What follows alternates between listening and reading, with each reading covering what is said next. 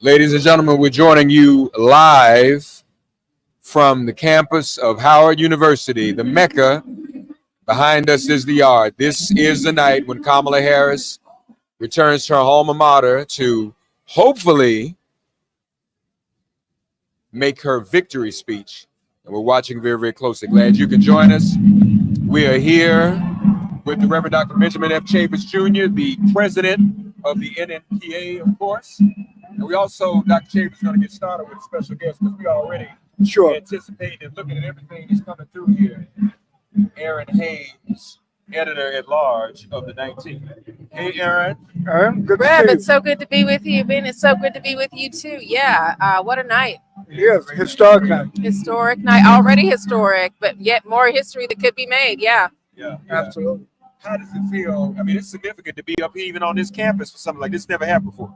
Absolutely. I mean, the spotlight literally being on historically Black colleges, Howard University, certainly top among them in the country, right? And so thinking about the significance of HBCUs in this moment, the significance of the Divine Nine community in this moment, should she be victorious in her bid to be president, I think you have to give credit to the Divine Nine organizations that we know were marshaling their resources, turning people out, organizing, fundraising, getting people to the polls to help her get potentially across the finish line tonight.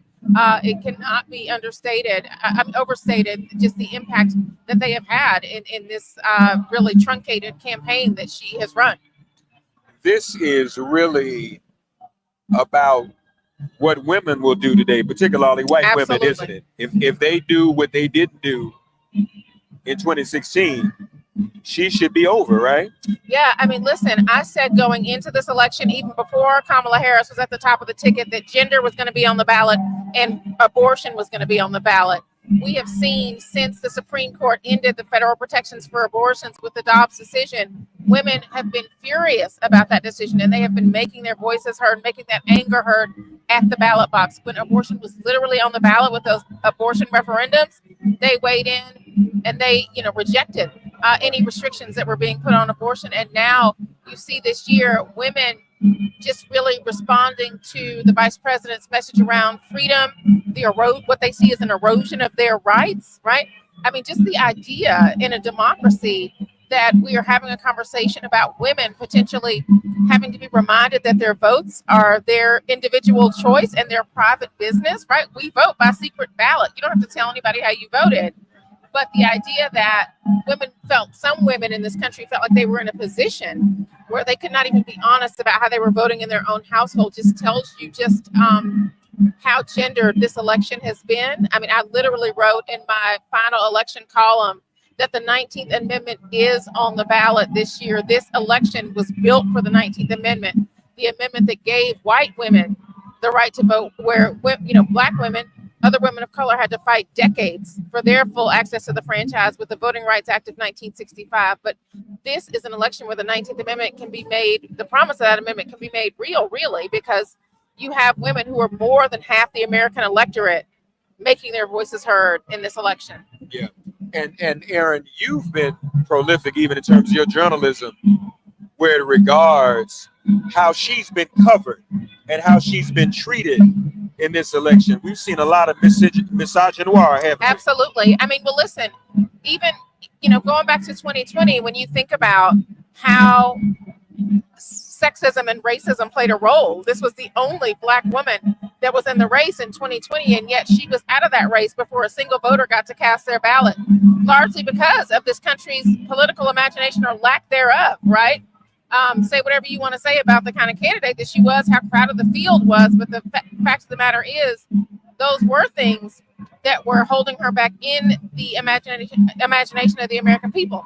Fast forward, though, to the beef stakes, right? When President Biden, then candidate Biden, says he's going to pick a woman to be on the ballot, her race, her gender were among her biggest assets when he ended up choosing her. And obviously also he ends up saying that she's the most qualified person to fill that role. But because she is this historic figure in this role that historically we don't really pay attention to very much as the media, the country did not really see her being that understudy to the president, really learning how to do this job in real time over the last 3.5 years, bringing us to this moment where you are seeing a candidate that seems fully capable, fully qualified, right, to step into this moment and compete in 107 days, which is a record. Yeah, it is incredible. And I heard someone say earlier today, every foreign policy meeting, the president was in, she was in. Yeah. Read in on everything. So she is qualified. Yeah, Mark, I just want to give a shout out to Black women. Black women started this momentum. That's right. I mean, we can talk about today, tonight, but months ago, Black women stepped up to the plate. Years ago. Yeah. And so we celebrate that. And Aaron, thank you so much for your work. I just think that tonight is not only going to be a night for Black America, for women in America. The whole world is watching. Absolutely. And I've got to give a shout out to my alma mater, and I'm a Howard graduate. HU? You know. All right, you know. Okay. The whole world knows tonight, right? Yeah. And it also, it was very natural to be just everybody who was talking all that stuff about she's not really Black ought to be ashamed of themselves. Ain't nobody but a Black person who's going to say, I want to do my victory speech, my election night speech on my alma mater, which is at HBCU. You can't get no blacker than that, Aaron. Can't get any blacker than that. And I mean, look, I think that the vice president was right to really kind of ignore that that kind of talk, to dismiss that kind of talk. She shows up as a Black woman, right? She doesn't have anything to prove to the former president or anybody else in terms of what her identity is. She knows who she is, and she has spent the last 4 months trying to introduce herself to the American people, and they know who she is. Yeah. No, this is an incredible moment. Yeah, well, come on. What you doing? Folk walking past and carrying on, act like, do I really want you? Yes. Phenomenal. Oh my gosh. Phenomenal April Ryan. Hey, April. How are you? Good to see you. Great to see you. We got the dream team here.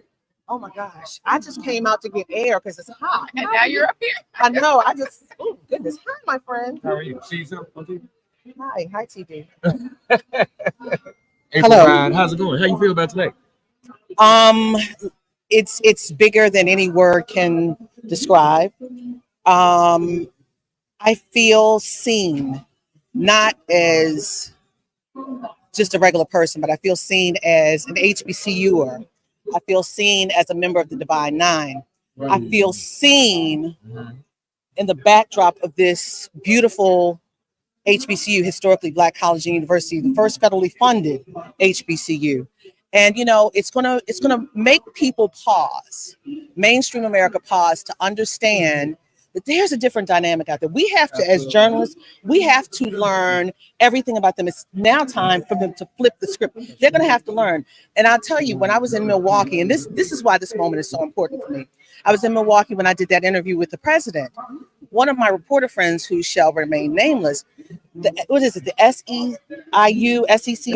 Yeah, the union. SEIU, yeah. Strong union. Yes, a strong union. We all know they're a union. They came to me and said, is that a fraternity or a sorority? I said, no, darling, that's a union. That's a good union.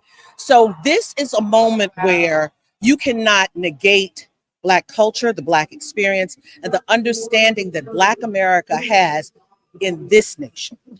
And also, I mean, let me just say too, I mean, April, you know this, like Black journalists being uniquely positioned to cover an unprecedented campaign where you have identity, not necessarily emphasized by her, but it did matter in this campaign. It does matter in our politics. Yes. Right. And you cannot cover politics in this country without an understanding of the diversity in this country. And so people are going to have to catch up and get up to speed real quick. And you are absolutely right. The Black press is very, very important. I will never negate that. And look at what happened. I mean, and Emmett Till is the prime example. And how many years did it take for us to finally get a federal anti-lynching law? Because of the Black press and the power of the Black press. And then, I can't help but think about the Black farmers. Yes. The Black farmers. they just finally got some reparations And after all these decades. right. And from Clinton, I kept asking that question from Clinton with John Boyd onto Obama, and everybody said, "Oh, we don't have the money," and Obama finally gave the money. And then I can't help but thinking about the situation with the exonerated five, asking that question of Trump. And the lawyer said to me, he said that question helped propel their case, their federal case. The black press is needed. Yes. The black press is needed. I thank each and every one of you for doing what you do. Well, we thank same you, to you, because if you're not in the room asking those questions, yeah, April's like a gladiator. She's out there fighting almost alone at the White House. So thank you for your service. Well, thank you, sir. That means a lot, and we go way back. Way back. We go way back. Now, Baltimore. Now, Aaron and April and Dr. Chavis, 50% are in Georgia. Okay. All right. So what does that mean? That means it looks like it just changed on me that quickly. So 52% cast. A minute ago, he was up by 1,000. Now he's gone up. That's tight. 1,000. He was up by 1,000. He's up by 1,000, but now it went quickly. So now it's about 1.5 million to her 1.2 million in Georgia. Well, I will tell you, she's leading in Georgia. No, he's still leading, but you say 52, 53%. Yeah, but the Atlanta vote hasn't come in. That's the first thing you have to say that first and foremost. Fulton County is still outstanding. It's going to be outstanding for a while. I would just urge anybody that's watching, be patient. Fulton County is not going to be in anytime soon. But what I will say, I mean, the momentum in Georgia, I was on the ground in Georgia when she came to the state so many times, and not just to Atlanta. She went to rural Georgia. She talked to those folks. We know that Black folks are also rural voters. She talked to them. She talked to suburban white women who may be open to her message because of the reproductive rights issue. So she did work. She worked really hard in Georgia to persuade folks there. And I think you saw the enthusiasm in that state. 4 million people voted early in Georgia. That's a new record. Busted the record from 2020. Yeah. 1 million Black people voted early in Georgia. Right. Half of the electorate. Yes. But can I say this? I talked to a couple of people in Georgia who were very concerned, to include Keisha Lance Bottoms. We talked not this past Sunday, but the Sunday before last. And she said, she hadn't seen as much of the GOTV to get out to vote. And we were talking about that, and she was very concerned about that. She is an avid Democrat. She's a supporter of Kamala Harris. And she was concerned about that. But the way I understand it, even though they had $1 billion in that campaign, a lot of the money was cut for on the ground pushes. Yeah, and I couldn't believe it. I saw you out there. I saw Melanie Campbell, but they said a lot of the money for the get out to vote in Georgia specifically was cut and all around. Yeah. Why was it? That's the first to go. They say, Roland has talked about this. The consultants get the money, but a lot of times the on the ground push does not get the money that they need. And we've seen a lot of digital, a lot of TV. Perhaps that was where some of the resources were diverted. But yeah, I mean, the ground game, we know, is what is going to make the difference in this race. The extent to which they can get people that turn that energy that we see at these rallies, right? That joy, turn that into actual votes. Yeah, I'm optimistic. I think that the masses of Black people are going to show up unexpectedly. Because, April, they always don't poll us. When they say they got never really. And so the polls, they do, but they don't adequately cover the sentiments and the aspirations of the Black community. Rob, does everybody have headphones over here? Do all of us have headphones? Y'all put your headphones on. We're going to get a report on some of these numbers. Marcos is with Daily Coast. He's joining us, and he's number crunching. Let me see if I can bring him up. Marcos, are you there, buddy? I'm here. How you doing? Can everybody hear Marcos? Yes. Hello. You're here with April Ryan of the Griot, Aaron Haynes of the 19th, and Dr. Benjamin F. Chavis Jr. of Civil Rights History, incling the NNPA. Of all the things. And the most beautiful background imaginable. In this great background. So we're here, man. Howard University. What are you looking at, man? This is our numbers cruncher tonight, y'all. He's all over it. What are we look? How are we looking? I just saw Georgia, and we were talking about Fulton County hasn't come in yet.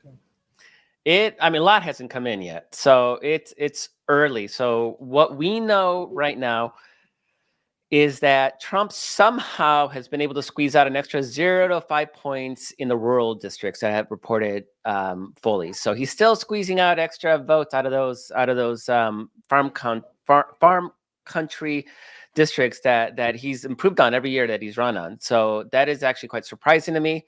I was hoping he'd be maxed out, but he isn't. So the big question is, how is Harris doing in suburban counties and urban counties? Urban counties, we don't have anything big in. We know the vote is absolutely massive. We know that in Philadelphia, they're expecting between 50 and 100,000 more votes this year than they had in 2020. Same thing we're seeing in Detroit. We know we got that vote out. It's out there. Okay. We also have some early indication in some suburban districts like Hamilton County in Indiana, where Trump won by 7 points last time. And last I looked at, I can even pull it up right now really quick. Trump is only winning it by 4 points right now. So that would be with how much reporting? With almost 80% reporting. So that would be a 3-point shift to the left. If we see that kind of shift in suburban America, Harris wins, because that's the Atlanta suburbs, the Milwaukee suburbs. Like this is the battleground. So if we get our vote out in the urban areas, if we get those suburban districts to shift by a couple points to the left, that absolutely will make up for whatever Trump can get out of those rural districts. So that's, I think, the big picture right now. We're still in a wait and hold situation at the moment. Okay. And so, as you were saying, all of Atlanta hadn't even come out yet. And when do they count the early votes? Do they do that right away in Georgia? They count them. Yes, after I believe it's after the polls. That will be tallied tonight. Chatham County, also another area to watch. That's where Savannah, Georgia is. Also another huge cache of votes that are going to come out of there. So it'll be interesting to watch there. I will say Fayette County. I'm curious to know how Fayette County came in tonight, because that was the county that Trump won, that I understand Harris was leading in last time I checked. Yeah, I mean, do we have anything on Fayette yet, Marcos? I am looking. What's Fayette is.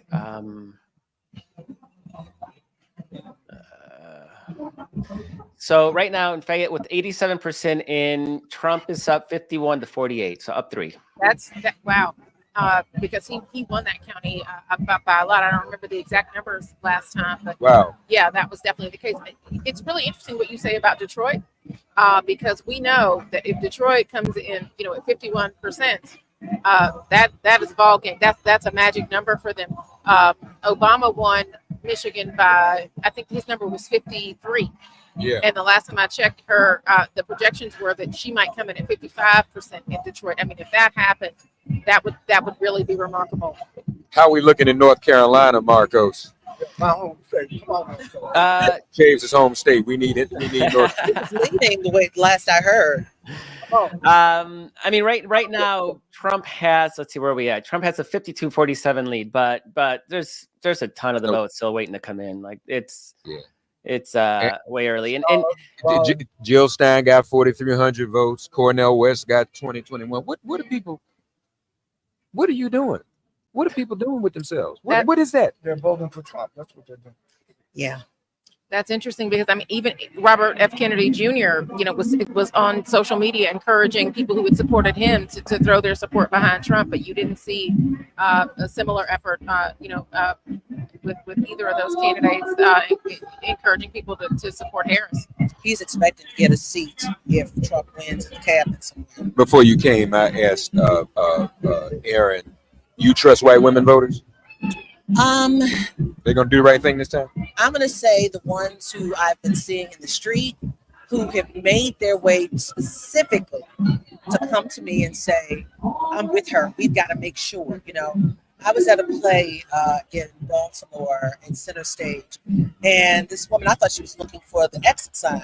She was staring at me so hard, she made it a point. She lives in Annapolis, Maryland, and she came to me to specifically say, the Jewish women in my neighborhood, Jewish women, we gotta win, because the Jewish, now you've got Puerto Ricans upset, you got Muslims upset, you've got Jewish people upset, from Hitler to the fact that he said, if indeed I lose, it's your fault. What does that say? You've got a lot of people, a lot of white women who feel really invested. And then you got women who are very upset about the fact that their bodies, their children's bodies, their daughters' bodies are being ruled by a man who is worried about size, the size of a penis, and a man who plays with a microphone. And I'm not going to say anything else. Right. So in the Pennsylvania exit polls via CNN, white women in Pennsylvania, Trump won in 50-48. Now, the early exit polls are not necessarily calibrated fully, but not a good sign. Well, let me say this, though. The last election where he won, Trump won with white married women who voted with their husband's economy. Okay? This time, this abortion issue is more personal. And there's a split. So let's see if that split really works in Pennsylvania. But there's also something I want to talk about, because I think you're moving into something else. And hey, Mark, I'm gonna have to leave you right now, but I'll catch you in a bit. Okay. Check back with us in a minute. Thank you, man. Thanks for the work. Okay, go ahead. But as we're talking about white women, I want to talk about black women. 600 black women are on ballots across the nation. I just did a story today. That's great. 600 black share women. that story. That was Yep, because I mean that's huge. Keep telling people. because here's the problem. This campaign wanted to downplay her race and her gender for the obvious reasons, because they were using that against her. But in the meanwhile, you got 600 women who are running. Now, in the information from Higher Heights, they said, in 2014, since 2014, there's been such an increase, a whole movement, a pipeline of people now who said, I can go. And not only that, they're going for higher office. Like, look at Lisa Blunt Rochester. Yes. Look at Angela Alsobrooks. And there's so many other people. And then there's a young lady, Latifah Simon out in California, somebody who was mentored by Vice President Harris. Yes. And I think about other people just on the ballot, like the circuit court in Baltimore, in Maryland, in Baltimore County, I believe. Her name is Patricia DeMayo. Yeah. There's so many names on ballots. Up and down the ticket. It's not just Kamala Harris. And we need to recognize my book says it, Black women will save the world, and Anthem. Right now, maybe the democracy. That's right. That's right. So, thank you for sharing. Angela also Brooks is in your neck of the woods. Yes, she is. She's gonna be all right. She's gonna be all right. We have to see, but I'm gonna tell you. I'm telling you. Listen. There's still a lot of people. What Larry Hogan did in Maryland, he said it's okay to split. You can vote for me and vote for Kamala Harris. So he's made people. He is playing a game. He is the one who did. He did not fund. He did not put funding in for HBCUs. He didn't do a red line for people in Baltimore to be able to go out to DC to get work. There's so many things in the Black community he's done. But I'm going to tell you one thing for sure.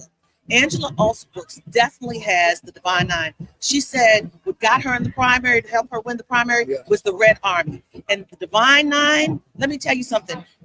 Every sorority and fraternity is supporting Kamala Harris. Every fraternity and they're setting it off tonight. They are setting it off. Yes. They're probably strolling right now to this. They are. They're stepping on stage.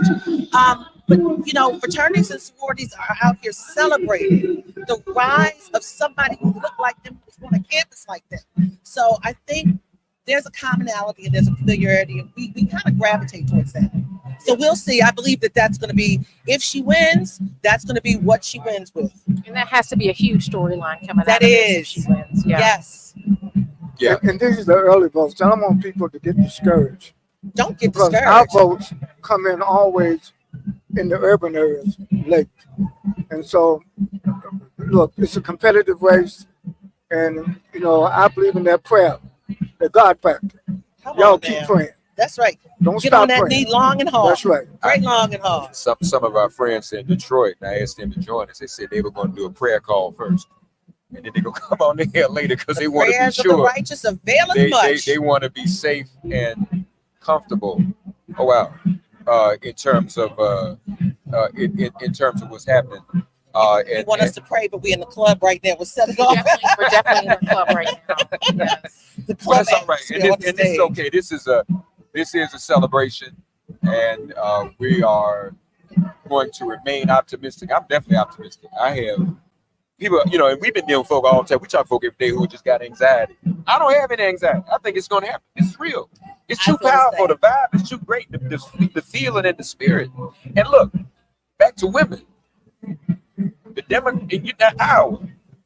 I mean, if you've got older white women in Iowa, as they say, who are saying they are with her, that says a whole lot. I mean, I don't know if she's going to win Iowa. I mean, people are saying that poll is an outlier, but I absolutely think older white women, they were forgotten in this story. When we were talking about women, we're talking about women of reproductive age. No, women who, are old enough to remember life before Roe. Yeah. Women who, hangers and all that stuff. Just because they are no longer of childbearing years does not mean that they are not still concerned about what happens to their bodies and what kind of access they have to healthcare, right? And what kind of access their daughters and granddaughters are going to have to healthcare. So this was a galvanizing issue for them too. Despite the Republican vice presidential nominee J.D. Vance saying, those women really don't have a role in our society except for taking care of grandchildren. What do y'all think about him calling her trash? What is that? He's unraveling. J.D. Vance, if he's calling a Black South Asian woman trash and his wife is South Asian, yes, that was my first thought as well. I'm like, wait a minute. So if you call a Kamala trash, what is your wife? And first of all, what respect do you have of a woman? And my thing is, when you go to the table to legislate, to create initiatives for a woman, and you calling them trash, do you earnestly think he can honestly govern over a woman, her body, her mind, her whole being? That as a president or a vice president, the words don't match with unity. It doesn't match with bringing resolve to this nation. And women heard that. But it also shows we have a problem anytime there's half the country who supports that kind of talk. That we still have a long way to go to straighten some of these white folks out. So let me say this: if indeed Kamala Harris does win tonight, tomorrow, whenever, the first thing she has got to do is work on unity, because there is a concern that if indeed, no matter what happens with Trump, there's going to be a problem. Yes. And so it reminds me of ISIS and Al Qaeda. When you have people on the fringe who are not linked to something, anything can grab them up and they will believe anything. So what she has to do is really reach out to that group. So, because if not, this nation will be off kilter. And it's just, we've seen this before in a different way. Extremism. Yes. In the 1960s, the Black community was targeted by terrorism. The Ku Klux Klan. Wait a minute, we've been targeted since the inception of us. That's right. Burned down our churches, assassinated our leaders. So we know something about terrorism, but we don't let that break our spirit. And I think Kamala, this whole thing about joy of voting versus the kind of sad, pathetic Trump's down in America. How can you be president of a nation that you say is the garbage can? I mean, how can you be president of a nation and vote and you're a convicted felon? That's right. How about that? Well, and you saw her in that closing argument, kind of reaching out to the country, saying that she's going to be a president for all Americans, talking directly to people who may be feeling exhausted, right, with the divisive nature of our politics, and saying now is the time for us to come together as a nation, right? And this election can be just the first step of that. But yes, absolutely, on the other side of this, like, that has to be a focus, because we as a country have just been so deeply divided for so long. Somebody's coming over saying, and as she comes by, I'm going to give her my seat, because I got to report. I work for the brand. The president, we are working. I know we're working. Before you go, say something to the president. Hello, good evening. Family. Hello, good evening. It's a beautiful historic evening at the Mecca, Howard University. It feels so beautiful and so black in here. Yes. And I'm Very claiming black. victory. In the name of Claim Jesus. victory in the name of Jesus. Amen. All right. Brittany Packney Cunningham Go ahead. is in the house. Is in the house. Is Reggie here? Is Reggie? Where is he? Now, He's Oh, he's not anything. He's working He's in like the we trying to party. do. He's in the party. He's Okay. in the party. You gotta go. I do. What I have to What you work. gonna do? Thank you, Y'all Adrian. working? Yeah, I mean a little bit. It is election night. My boss might be looking right now. That What are you part. doing? Yeah, what are you doing for us? I'm like, come on. Talk spending no time with Mark Thompson. Don't let me get you in trouble. Oh, You you see how the girls doing? Yes. The girls are great. Thank you. They're watching. They're home watching. That's right. Shirley Ralph, my dear soror friend, Yeah. she sent these Kamala hats and shirts, and they went out in the street today. And I was just so happy for the son. So Shirley's husband, as we all know, is state senator senator. in Pennsylvania. He's been beating the streets for a Both minute. of them have. For Oh a my gosh. minute. For a Both minute. of them have. So no, this is great. Look, don't let me hold you, but you gotta go. I got Hey, to go. thank you. And we I can love y'all. Okay. Yeah, love you, April. Mr. President, let's bring the president on around here. We ready for you? You I gone? got to go to work too. Everybody leaving, they got to go to work to their real jobs. Love you both. Aaron Haynes, April Ryan, y'all are amazing. Good to see you. Y'all are completely amazing. And here we have with us, he's only got a couple of minutes, Dr. Chavis. He said he has 3 minutes. But It's okay. We always take time for our brother. he is he can't hear y'all. He might need that. Can you hear us okay? No, Rob, yeah, plug him in right there. We're gonna get you plugged in. Don't let the president of the Howard plug himself in, y'all. Rob, is this working? That's the president of the university. He can't plug himself in. Okay, you got it. Okay. There we are. Mr. President, man, first of all, good to see you as always. Thank you. Thank you so President, much. how are you? First of all, how long have you been here now? I am starting my 14th month at Howard.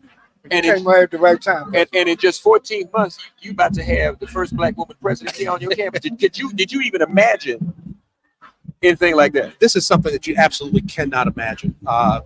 This is a historic moment. Yes. The entire candidacy, the race, and having this opportunity to have this event here at Howard University, this is absolutely spectacular. It's for not just for Howard, for all HBCUs. And President Vincent, I understand you didn't ask for this. This is her love for her alma mater. Absolutely. And for me, being here 14 months, it really redefines what the Mecca means, that she would really reach back into her own past to remember the resilience, the fortitude, the education, the excellence that was inculcated here, and then to really honor that at this particular moment in her race. And Dr. Chavis, this is some other big news. And I got this right. President Vincent Howard has now been designated R1. Now tell the audience what that means and how important that is. So Lord this have mercy. Congratulations. Thank you so much, Mr. Chavis. This means that Howard University is at the top tier of the nation's research universities, meaning that we are amongst an elite group of just over about 120 institutions out of 4,000 colleges and universities in the United States. Really because our research is delivering impact in our society. It's really answering and solving new questions that you don't often find at other institutions. And that is now being fully recognized. And the work of our faculty through their sweat and brow, that this is a real tribute to their work. And when you start talking about research, that's grant money, that's more money. And a lot of our institutions got to get there, but this is a start. This is a good thing. You're absolutely right. So we're getting grants from institutions like the National Institutes of Health, really work on health disparities. We're getting grants on issues of social justice and basic science all over the place. So this is just an exciting time to be at Howard. At a time when more and more of our young people are coming back home to HBCU. Yes, it's remarkable. I do believe that this is a renaissance for HBCUs, this particular moment. And I think this particular election campaign and the spotlight on Howard really reminds people of the excellence that we groom here at this university and universities like ours. We were together, and I know you got to go. We were together at the Divinity School commencement in May. And I said to Dean Gilbert, don't just have folks like me and Dr. Chaves just come and show up, preach and talk. Give us a call list to call some folk and raise some money. So sometimes we can do it easier than you because I don't have to be as polite or diplomatic. I say, y'all need to come give Howard some money, right? So just let us know so we can help support our alma mater. I appreciate President Benson, you know, I'm a proud graduate of Howard. And this tonight, your presence, this is the answer that God's given to the prayers of our people for generations. We just salute you and thank you for your leadership. And you can count on the Black press. We're always going to be there supporting you. In fact, the Hilltop is one of my members. Oh, wow. That's right. Howard Hilltop. NPA. That's right. That's right. My brother, I know you running. Love you. Thank you so much. Keep up the great work you're doing. That's right. There we go. Little bison bump. Mr. Chavis, honored to see you, and thank you guys for everything you do. You really make a difference out there. So thank you. Thank you. President Ben Benson. Appreciate it. Thank you very much. God bless you now. Thank the you. President of Howard University here. So just to set the stage a little bit more. Thank you. Dr. Chavis, right behind us is Frederick Douglass Hall. Yes. Where the School of Political Science is. Appropriately named. That's right. And someone whom we all knew well was Dr. Ron Walters. Oh, yes. And Ron Dr. Walters was the political science professor, even the professor of the professors. And one of our preeminent political scientists in this century. Yes. In fact, many don't know this, unless you've been listening to Make It Plain a long time. When the Black community had yet to embrace Obama, yes, and there were even members of the Black Caucus who hadn't embraced him. Ron Walters got an assignment from Black elected officials, Black community leaders. I'll be honest with you, even some folk now who was right buddy with him was like, I don't know. Ron Walters went to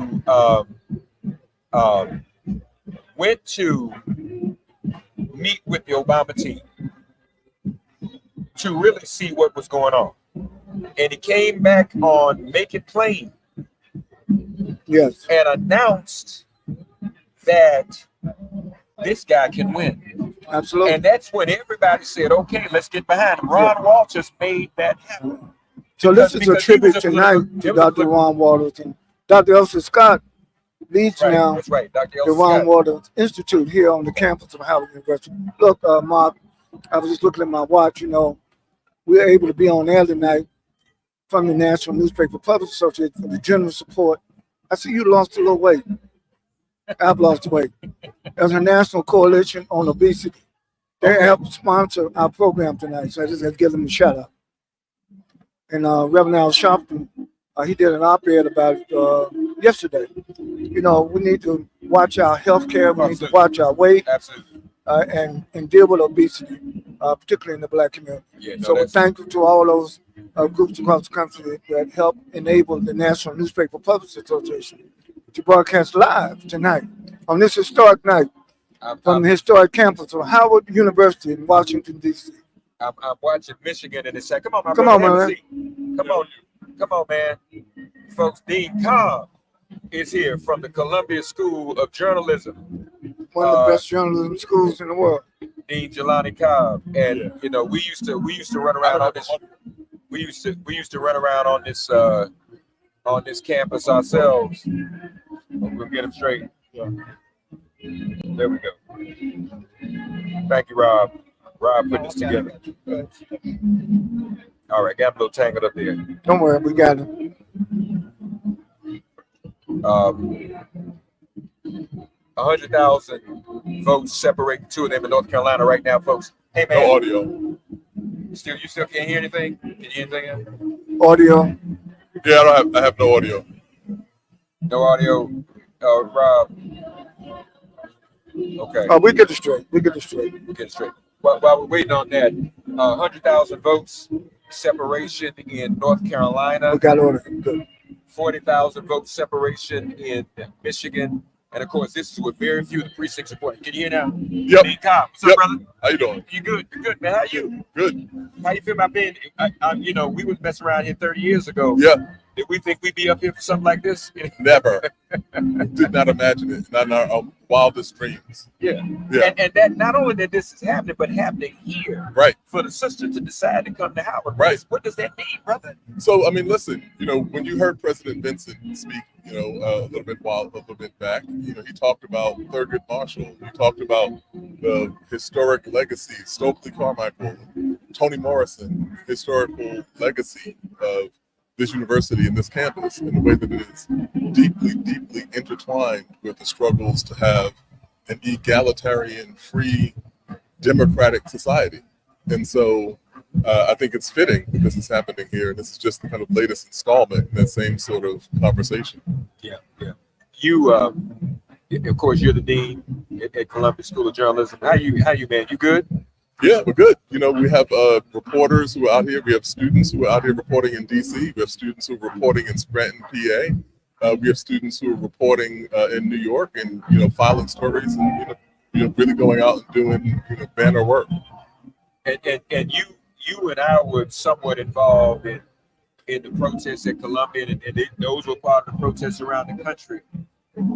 Is there still, I was honestly surprised that when we came back, for the school came back and across the country, you didn't see as many protests. I thought kids were starting back up. Why do you think that was? Do you think the issue died down? Do you think what's the atmosphere on the campus? Is there support for her on Columbia's campus in spite of what the kids were saying in the spring? Yeah, so I think, going back to the spring, my involvement was as a negotiator, with the students who were protesting.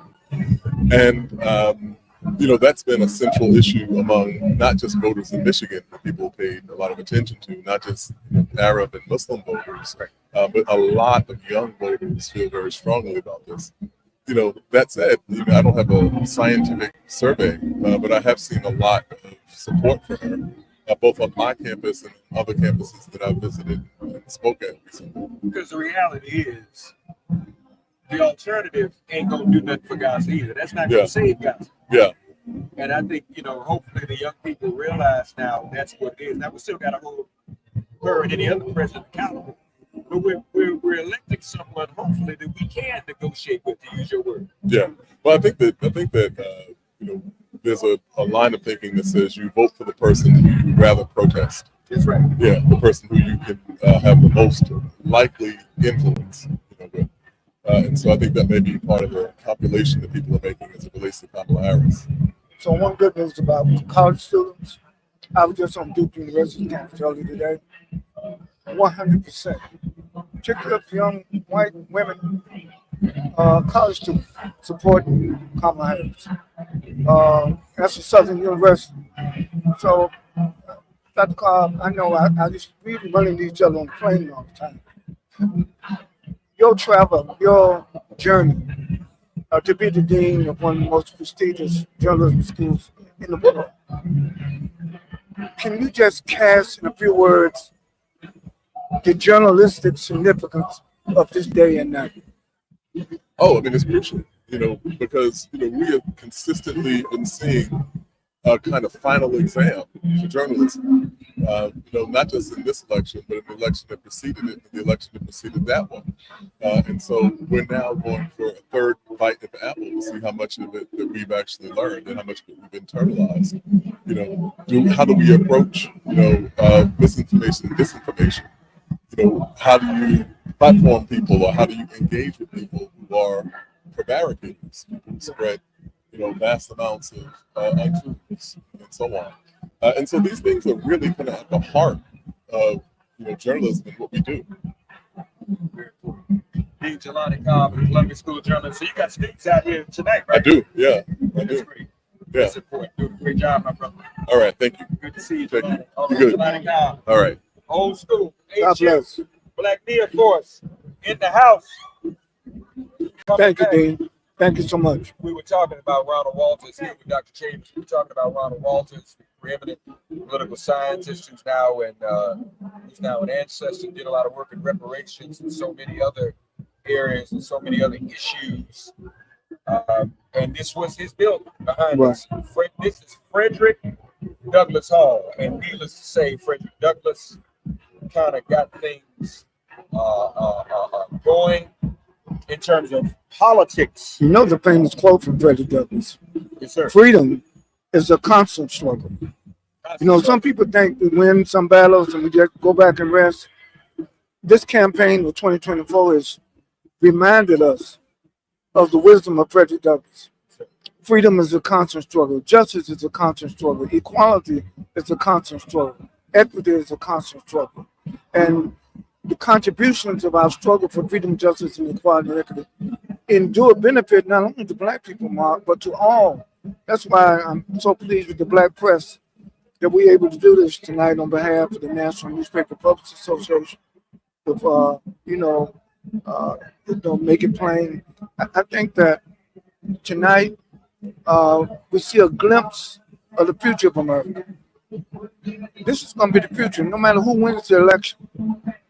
What you see tonight is a glimpse of the future. And it's inevitable, Dr. Chavis, because the country's changing, the world is changing.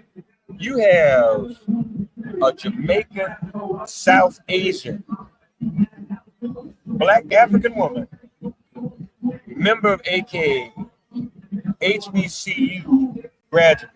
How many different boxes does that check? And we meet people every day.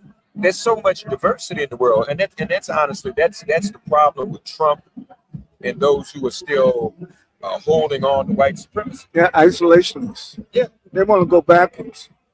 Kamala Harris and Walz want to go forward, and that's why, for the first time in American history, you had this election night on an HBCU, historically Black College University, Howard University. Yeah. So a lot of history's been made tonight. Yeah, no, it is a lot of history. And folks, a lot of great memories here from my youth. I think about my mother and her brother who went here, and my brother met his wife here, who was your high school classmate. That's right. Alva Petway. And we were just in Mary Potter High School in Oxford, North Carolina. That's right. That's right. Mary Potter. I know that's right. So we're here, folks, and as you can tell behind us, there's a great deal of jubilation and celebration. Energy, Mark, the energy is just very uplifting. Rob, you want to get that try now? See if you can get a little bit of these folk behind me. We have a little small obstruction, not much, but if you want to take a look and see what's going on, folks, we're going to try to show you what's going on behind us. This is the yard, and the yard was like this just a couple of weeks ago for homecoming. Tennessee State was here. Yes. For Howard University's homecoming, I was here. It was something else. And so here we are right now, and this is happening in real time. Students are here, families are here, everybody is here live from Howard University, Washington D.C. to hear and see what is going on. Folks, we're going to take a quick pause. So I'm getting texts before we take the pause from publishers in Los Angeles, publishers in Houston, Omaha, Nebraska, Jackson, Mississippi. Who else? Yes, Dallas, across New York, Atlanta, Philadelphia, of course, Detroit, North Carolina. Got 18 papers in North Carolina, all on board. In Virginia, Missouri, Minneapolis, spokesman in Minnesota. So the reason why I'm bringing this out, our publishers, man, our staff, our editors are hard at work. This is the story of the century. And I'm so pleased that the Black press is on the case, live here. And we're going to be here. I know the night is going to be late, but look, this is worth it. It is. It is going to be a late night, but we're okay. We're here for the duration. We're going to camp out. Sometimes folks camp out in Blackburn to protest, but we're going to camp out for another reason. So before you take the break, just let me give another shout out to the Obesity Coalition that helped provide the funding for us to be on air tonight. And the National Newspaper Publishers Association. We're so grateful for our sponsors, our supporters that enables us to have this outreach and to be present. You know, one of my mentors, Dr. Charles Collier, says something about the ministry of presence. Yeah. Being at the right place at the right time. Being here. And I'm so pleased that the NNPA is at the right place at the right time in this historic moment. Okay. Shout out to my executive committee, You know, Bobby Henry, uh, Dr. Draper, Jackie Hampton, Cheryl Smith, and Fran Farrell. The executive committee of the National Newspaper Publishers Association. If you go to blackpressusa.com, Danny Baker sent a special video that they put out from the Los Angeles Center that's on blackpressusa.com. So thank you, everybody. We're alive. We're not going anywhere. I guess, Mark, when you come back, we're going to get some of these latest stats. We'll get some of the latest numbers as they're coming in. Yes. It's close everywhere as we knew it would be. But we're here to bring it to you. So, And the folks, good news is, if it's close this early, guess what happens when the urban folks come in? that's right. You know, When the rest of us come in, God bless. waiting on Detroit, waiting on Philly. All of this is happening. Folks, we'll take a quick break. The stream will stay up, so stay tuned. We'll come right back in a couple of moments with some more details for you. Yeah, stay on. Don't cut your device off. We're gonna be live.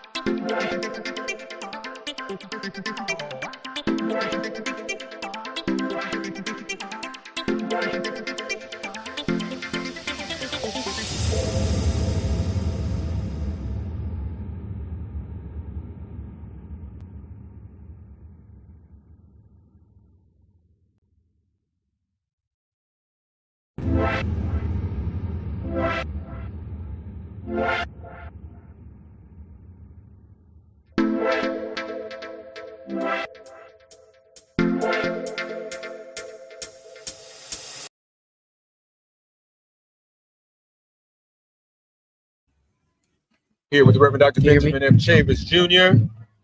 as we broadcast live from the campus of Howard University. Historic Howard University. Historic Howard University, from which we come. And I literally came. My mother gave birth to me on this campus. I was born because of this campus. On this campus. So this is I am at my birthplace. And look. So I'm gonna let you introduce your brother. Should I leave? Oh man, no, we'll let you. You don't have to leave. You're in good company, brother. So did you all step? We strolled. You strolled? Yes, sir. Tell everybody your name. Nice and loud on the microphone for me. How y'all doing? My name is Micaiah Emmanuel. Micaiah Emmanuel, where you from? I'm from Queens, New York. All right, Queens. Yes, sir. All right, go ahead. Stay right here, brother. My name is Joshua John Louis. I'm from Houston, Texas. Houston, Texas. All right. Hello, my name is Jaden Armand. I am a senior journalism major from Pittsburgh, Pennsylvania. All right. What's Pennsylvania gonna do tonight? Hopefully turn blue. It's gonna happen? Okay. All so right. you're a senior. What year are you? Senior too. Oh, you all seniors? I'm a junior. All right. Junior. Yeah. Okay. You got something lined up? Yeah. You know this is the president of black newspapers. And your frat brother. Pi Beta Sigma. I'm gonna connect with you. All right. We're gonna make something happen. So listen, I don't know if you know this, Mark, but earlier they sang "Lift Ever Was" and sang. Yeah. You know who wrote that? Yeah. James Weldon Johnson. That's right.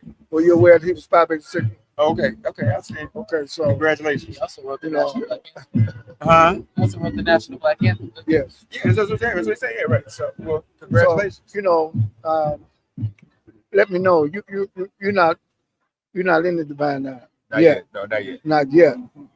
So you need to strongly consider the 586. So you guys strolled on stage today.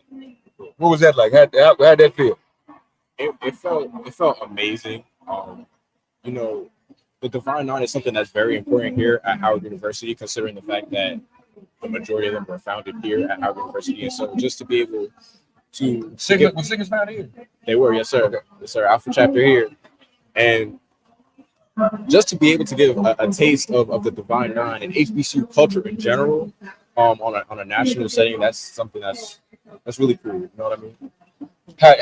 How does it feel to be here on this night and a black woman might be the president? I said it. I've said it to a couple other people. There's a million other places in the world that I could be, but the fact that God allowed me to be here on this night is really a blessing. But it's even more special because she's a graduate.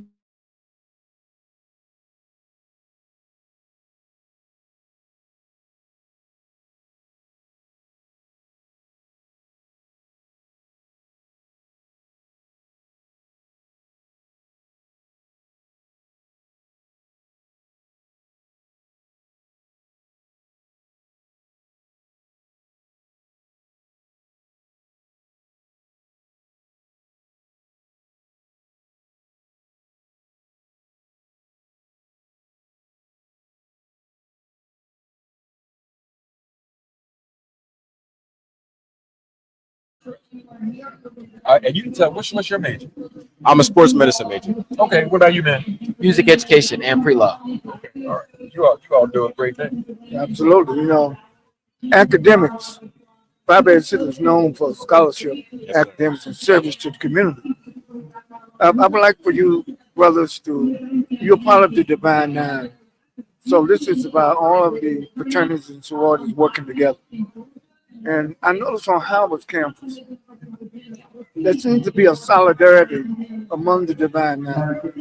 Can you talk about how fraternities and sororities help lay a foundation for your academics in terms of being a better student. The work that we do in the community means nothing if it's not informed by the work that we do in school. We have to have a certain degree of education in order to go out into the community and share those resources. Phi Beta Sigma is all about taking the resources that we've been given in education and putting those directly back into the community. And so Howard here prioritizes more than anything education and advocacy. And so I really think that, that shows through the work that we do in Sigma. We don't just go out and just serve people randomly. It's planned, it's thought out, it's leaned upon from our educational experiences. I'm glad you brothers are here as young men, taking the position, standing with and on behalf of your sister in the Divine Nine. Because they've been trying to turn black men against this black woman. And it's important you all are here on this campus because Howard ain't changed. There's a culture here. There's a culture of success here. And sisters and brothers work together. She came through this. Y'all coming through it, so y'all know. So you don't realize how important it is for you as black men. Some of these that we just getting reports tonight that 20% in the exit polls, 20% of black men in Wisconsin, I don't believe it, but it's just being reported. 20% of black men in Wisconsin voted for Trump. That don't even make no sense. So I hope it's not true. But if it is, what's going on with some of these young brothers out there? I know they're being propagandized and misled, but what do you think? I think it all goes back to internalized misogyny, and I feel like that's something we need to break in the black community, especially amongst black men. So yeah. What about you? What do you think about that? I'll definitely say that some of it is definitely ignorance as well. Just not even understanding the policy and just like backing off what he said, like misogyny. You know what I mean? They're not looking at the credentials of the two candidates. They're just saying, "Oh no, she's a woman, she can't do it." You know what I mean? And just also, it's something new, and a lot of people aren't used to being uncomfortable. I would say when you're stepping into something new, it's obviously a discomfort, right? And so it's a matter of some people just not being ready to see progress, to change. Yeah. What are your thoughts about that, my brother? I think it goes back to what you said, being propagandized. We only see. We can't fault ourselves, as black people, we have been disenfranchised for years, for hundreds of years. So we only see the money aspect of it, what Trump can bring.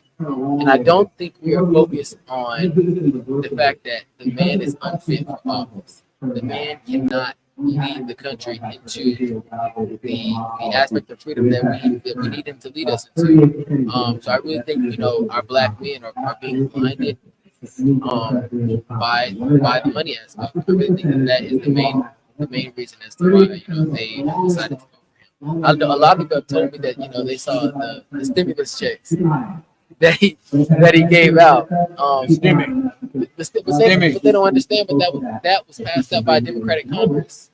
Right. So and it ain't coming back because unless there's no pandemic, you don't want that. There's no reason for it to come back. Yeah, we did a whole show last week on black business investment that has come out of this administration. SBA loans. 1.8 million people today in this country are employed by a black company. A lot of us don't know that because of what the Biden-Harris administration has been doing. So, we talk about some stimulus, we talk about 1.8 million people getting jobs from a black-owned business. But you talk about stimulus. So that's kind of what we're dealing with. So Mark, I'm gonna go back to what you said about Wisconsin. Right. Some males may have voted for Trump, but they're not black men. Well, I'm just telling you what the exit poll is saying. I don't know if I believe it. The exit polls, they don't know how to discern who's black or white. Now it's only half in or a third in Nebraska. She's, as you all can see on the screen below us, 52.5 in Nebraska, and Trump's 46.30% in. Kansas, She's competitive for now. Ohio, she's competitive. New York ain't well, I mean, we know she's gonna win New York, but we are waiting to see. It's early. It ain't 10 o'clock yet. So y'all gonna be out here all night? Pretty much, yeah. Good to see you, brother.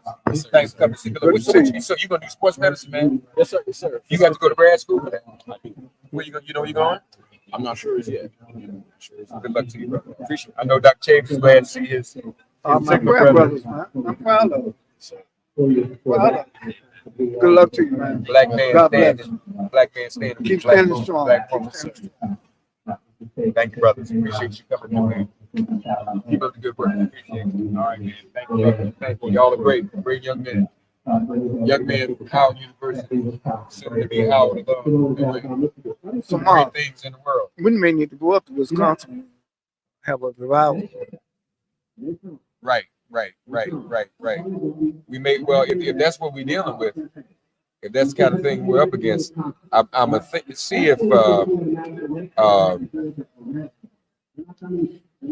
and we got folks joining us now from downtown, where the election protection headquarters is taking place. Very important. So let's bring them in here. Let's see who we can bring to us here as we broadcast live from Howard University. All right. Hello, ladies. How are you both? How you doing, Reverend Mark? We're here together. Good to see you. It's me and Margaret Huang from the Southern Poverty Law Center. See you. Good to see you. Hey, Margaret. How are you? Hi, Reverend. Good to see you. I know you know this young man to my left here, don't you? That's Dr. Chavis. It's Dr. Chavis. How are you? Good to see you. Good to see you. We appreciate your work. I mean, we got to protect this election. Here we go. We do. Tell us what's going on, Virginia. You all are doing election protection, aren't you? Yeah. So you're monitoring.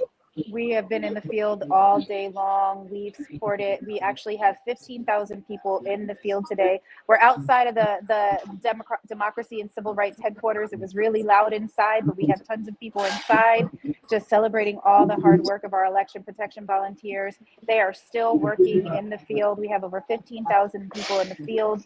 We took over 15,000 calls just today alone, and dealing with issues that voters were having with long lines, with voting machines. As you all know, there were bomb threats that came from Russian actors, where many of our polling stations had to be evacuated. And so making sure that people got in, who were in line were able to stay in line. And so we were able to extend polling hours through the great attorneys that we have through the Lawyers Committee, SPLC, LDF, ACLU, and many others are all just continuing to do this work all night long until the polls close for everybody.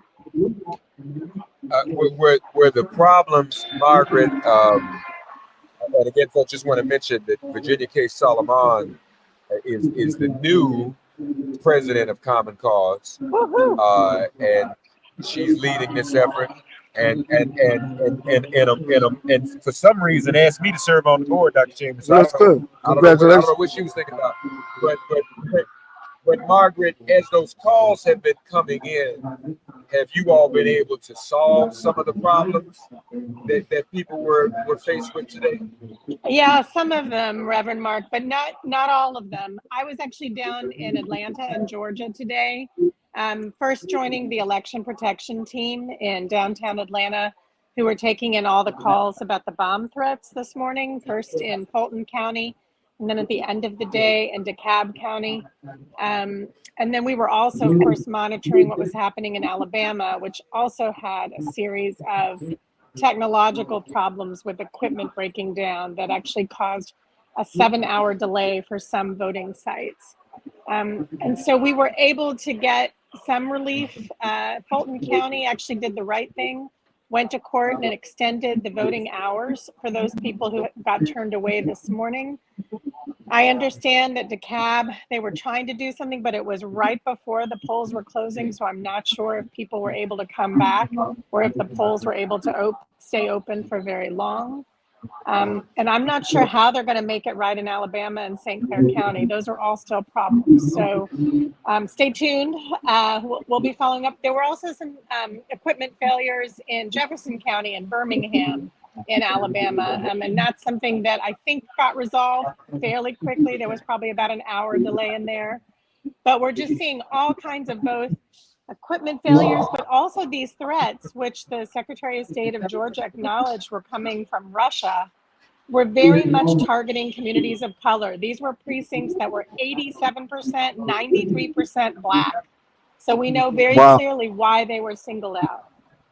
Absolutely. And I hope, thank you for giving that report, because people across the country need to know about, they hear about Russian interference, but sometimes it kind of floats over without having specifics. And I'm glad the Secretary of State of Georgia is exposing this. And thank God we have election protection. Hopefully those places where were shut down because of those bomb threats, hopefully they'll be able to compensate and give more time for the people to cast their vote. But that just shows you that this election tonight is not only a national election, people all over the world are watching, and unfortunately, a group of right-wing Russians are trying to interfere, and particularly in communities of color across America. And we know those are his allies. That's what he's doing. So Virginia, you're at Democracy and Civil Rights headquarters. Are you all still taking calls at this hour? We are still taking calls. We have people ready to go, lawyers on standby, and people out in the field until every poll closes. And so the one thing we want to just remind voters of is do not get out of line. There are extended voting hours. If you have questions, call 866-OUR-VOTE. You will be able to vote. We will make sure of that. And we want to make sure that every voter out there feels that they have their voice heard and that their vote counts this election. And so we will be there until the end. 866-OUR-VOTE.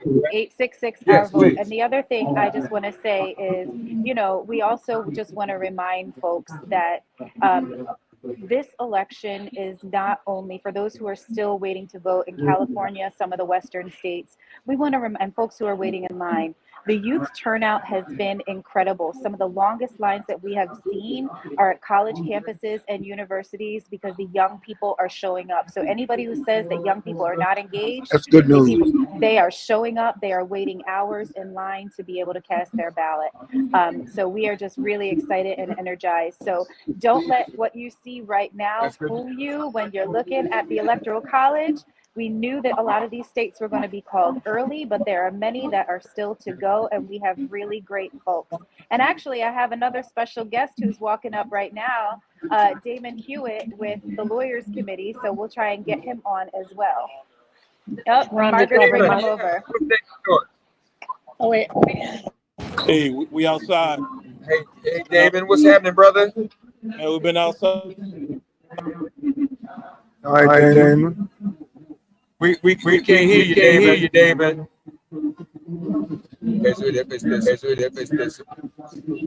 hear you. Saying thank you to Virginia and Common Cause and Margaret and Southern We've had folks on the ground all throughout the country all day. We're logging thousands of calls. I mean, you blink, it's another 1,000 calls coming into the election protection hotline. It's tapering off now for the East Coast, of course, but the hotline is still live till midnight tonight. 866-OUR-VOTE. Emphasis on the hour. So, for some people it's all over, but the counting, that is if the election is over tonight. We don't know that yet. The official tally is not what the TV says. The official tally is the official tally that comes straight from the states. Right. So we've left it all in the field, Reverend Mark. We left it all in the field, man. Well, I appreciate it. Damon Hewitt, folks, president of the Lawyers Committee for Civil Rights Under Law. Damon, in terms of the calls you've got today and some of the problems that you've witnessed or heard about and fielded, where would you put 2024 in comparison to 2016 and 2020 or any other? Were things worse today or better or what? Well, things are worse in this sense. I mean, we like to think that democracy keeps getting better. But the truth is, there's a cumulative effect of pain and voter suppression and oppression. And this is the first presidential election cycle since that wave of voter suppression laws of 2021 have been in effect for a presidential cycle. It's the first one since the hyper. We lost you. You were rolling and we couldn't hear you. Can you hear me? I can barely hear you. Go ahead, try now. Try now. Can you now? Yep. Go ahead. I can hear you. Oh, it's better. Yeah. Yeah. So this is the first. So what Damon was. Go ahead. In the first presidential since the 2021 voter suppression bills that have kind of devastated folks in places like Georgia and Texas and elsewhere throughout the Black Belt. This is also the first since the hyper-partisan/hyper-racist redistricting cycle. We know that the difference between partisan gerrymandering and racial gerrymandering is sometimes slim to none.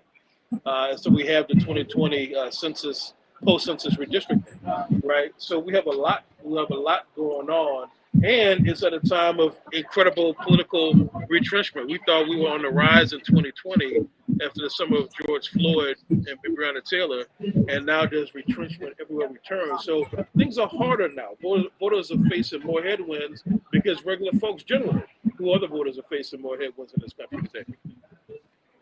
Yeah. No, that's important, folks. If you're still in line, first of all, David, if someone is in line, if they get in line before the cutoff, they have a right to stay in line until they vote. They can't cut the line off. That's generally the rule, right? That's right. If you're in line before the polling site closes, you must be allowed to vote. Period. And so we just need folks to do what they can and have that stamina. Literally, my team said, Damon, we have to send pizza to the polls. I said, let's call the pizza to the polls, folks. They said, no, Damon, we have to send pizza to the polls ourselves. So we just bust out the credit card and did it for several polling sites that were still open, especially with students and whatnot, so we can get folks some sustenance so that they can have that stamina, that energy, know that somebody's fighting for you and somebody's caring for you. And of course, we check state laws to make sure it's appropriate and legal in these jurisdictions, but we had to make sure that we do whatever we can and leave it all out on the field. That's right. Brother, appreciate all your hard work as always, man. You a brother and a soldier. So Damon, thank you, man. The NNPA, we respect everything that you and the Lawyers Committee is doing. I think that we got to be vigilant, and we appreciate the election protection, because you're protecting not only the election, you're protecting democracy. You're protecting the rights of communities of color. All communities deserve to have not only the right to vote, but the privilege to vote without intimidation, without voter suppression, and without bomb threats and all other things that are happening. So God bless you, and thank you for being vigilant, and thank you for always being out there on the front line of the struggle. Thank you so much. Look, democracy is worth fighting for, and if it takes a long time tonight or beyond tonight, democracy is worth waiting for too. So let's do it. Thank you. Appreciate it. Thank you, David Hewitt, folks. Thank you, man. President of the Lawyers Committee for Civil Rights under law. So Virginia, y'all staying on top of things down there, I take it. We are, and we can let me know. Reverend Mark, text me. I know Margaret is on call. Damon is on call. We have other folks who are coming, and we have tons of leaders and everybody else who are ready to go. So if you have questions about what's going on, you hear stories, give us a text. Any one of us are happy to jump back outside and bring you up to date on the real deal, not the stories that you're hearing everywhere else, but the real truth, because we're the ones who are vetting all of those challenges in the field. And so we got your back. And thank you for being there and representing all of us in our civil rights community. Bless your heart. Virginia K. Solomon, folks, Common Cause, Margaret Wang of Southern Poverty Law Center. We'll check back in a little later. But listen, don't wait on me. If you all got something to share, you just hit me back up. You know where I am now, where to find me. Will do. I'm here with my sister and my brothers, so we're good. Love you guys. Confession being, Virginia invited us to come down there with her. Okay. But you see where we are. We got a call to be right here where the sister is. So I hope you forgive me, Virginia. I'll make it up to you. You got a better offer. I was there on Sunday to hear Bishop Barber preach, and the one thing I will tell you is the parking is insane over there, so I'm happy to be over here right now. All right, Virginia, take care now. Bye, y'all. We'll see you next time. We'll check back in later. All right. Folks, we are live here. Right now, with 41% in, Kamala Harris has 50% to Trump's 49.1%. It's close. 41% of the voting. Just 41% of the voting. Remember now, Philadelphia still hasn't come in yet. That's right. So we want to see what Philly's going to do.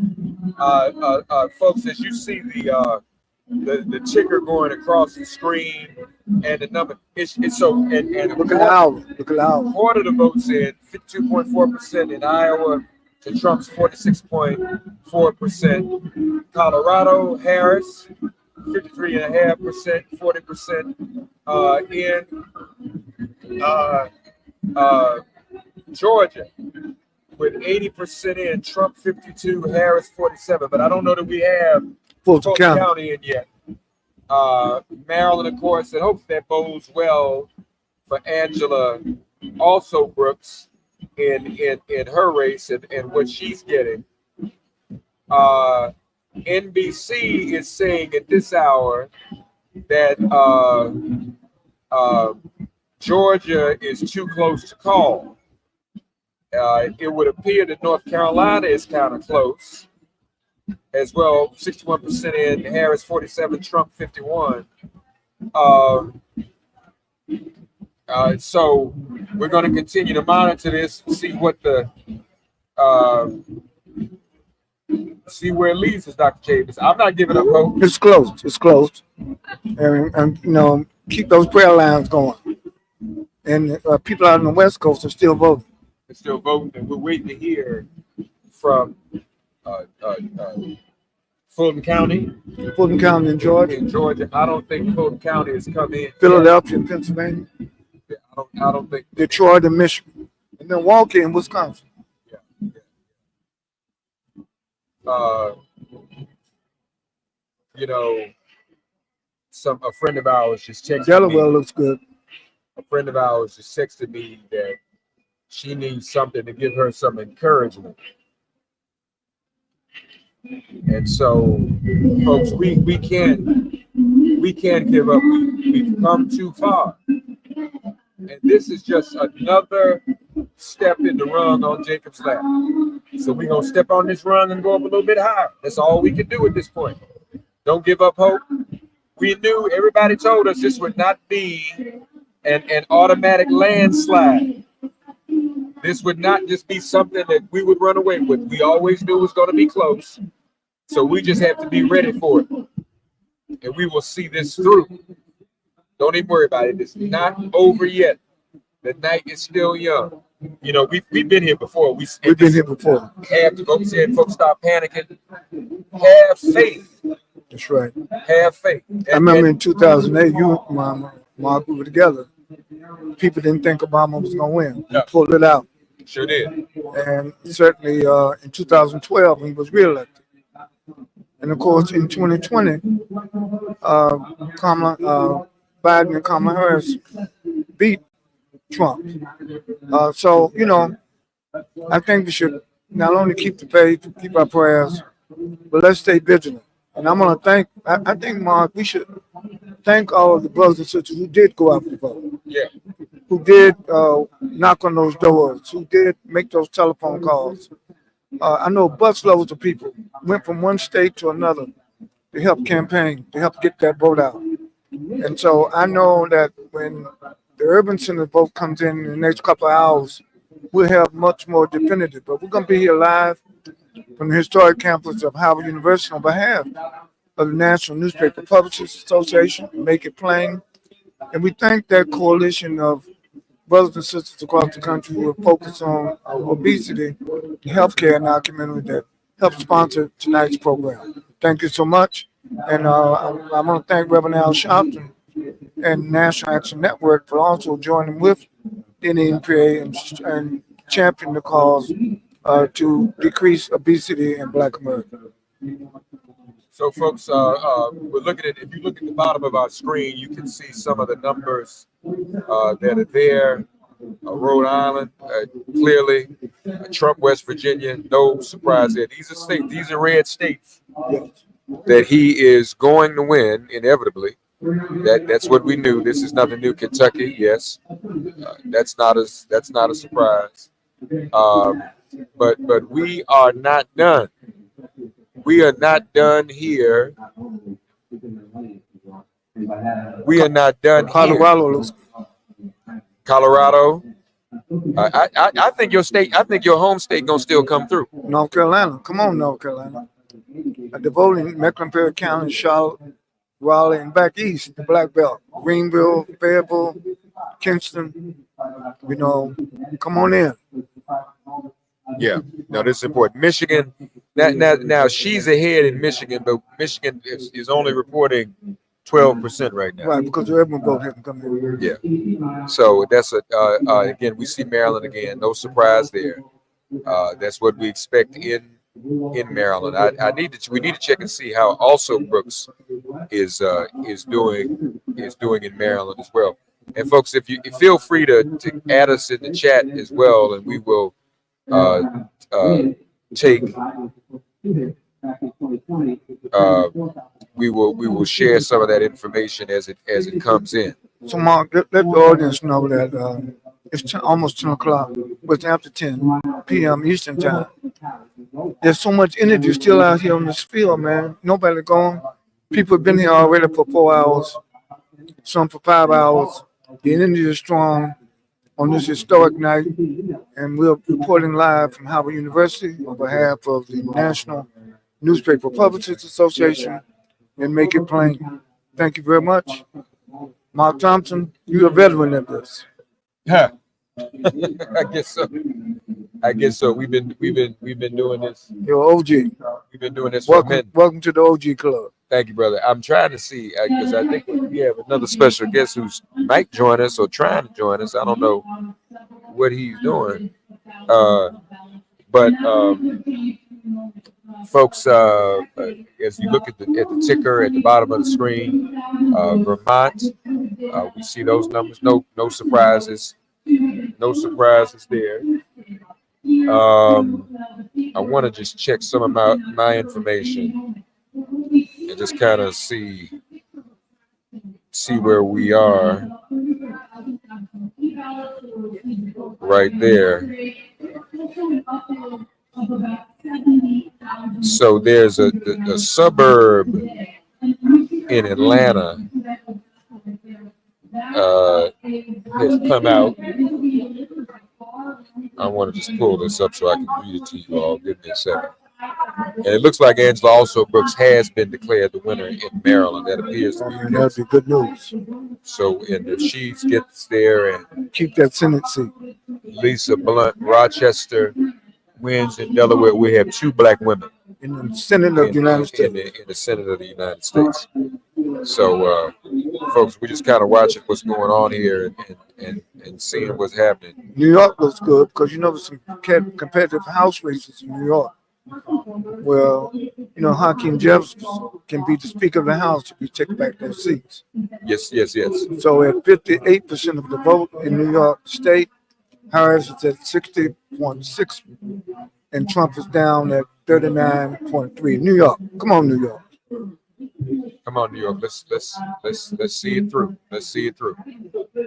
All right, folks. We will. And there you see Delaware. I don't know that it has been declared. 96% of the vote is in Delaware. So Delaware is a done deal. Not sure. I need to see whether Lisa Blunt Rochester is in fact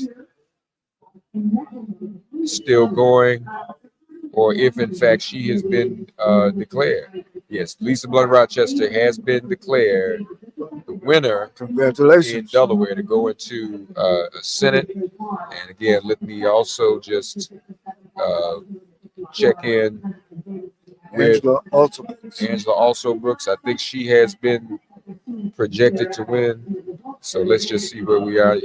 Yes, the Associated Press has called the race for both Lisa Blunt Rochester and Angela Also Brooks. Well, on behalf of the National Newspaper Publishers Association, we extend congratulations to Angela also booked, and to our dear sister up in Delaware. This is a historic night. 2 black women elected to the United States Senate. For the first, we've only had 1 black woman at a time, and now we've got two. So that is great news as well. So everyone just kind of watching and waiting. There will be. It'll be a long night though, Dr. Shavers. Well, that's okay. You know, look, social change doesn't happen overnight, and our very presence here on the campus of Howard University. I'm looking back at the crowd. Everybody's vigilant. Everybody's watching the maps, getting the countdown in the various states of reporting. Right. Donald Trump has a 40,000 lead. It's 50 to 49, with 47% of the votes counted in Pennsylvania. Right. So the urban votes haven't come in yet. We can be all right. So we've got that. We've got nothing from California, Nevada, Arizona. Only 34% in, and it is a tie in Arizona. That's interesting. 621,000 for both candidates, and so this is where we are, folks, and we're watching this. Colorado looks good. Michigan looks good, as well as Illinois. I'm looking at the map. Yeah, this is very, very important. I think we're going to get a guest on with us. Let me just make sure I get that guest the right information. So, Mark, while you do that, I just want to give everybody the panoramic view. Mark, you and I are out here on the balcony at Howard University, but we're looking at a glass structure where you see the press from all over the world that are here on the campus of Howard University. International press, national press, grassroots press, community press, and very privileged that we have a great spot on behalf of the NNPA. We thank the Harris campaign. We thank the Walls campaign for enabling the NNPA to be front and center with the Thurgood Marshall building on the Howard University campus right in our background. Amen. That's and it's an honor to be here. It's an honor to be here right back on this campus. This is an historic moment. Now, this NBC exit poll, and some folk at NBC have texted me, they don't believe this, but it says that Trump got 20% of the black vote in Wisconsin. I just can't. I can't comprehend that. Well, we'll see. You know, again, who conducted the exit poll? I don't know. I have no idea. Well, it's the NBC exit poll. I'm sorry, but there's even some dispute amongst NBC folk as to whether or not that's accurate. You know, just and because the Milwaukee vote hadn't come in yet. Right. Nebraska.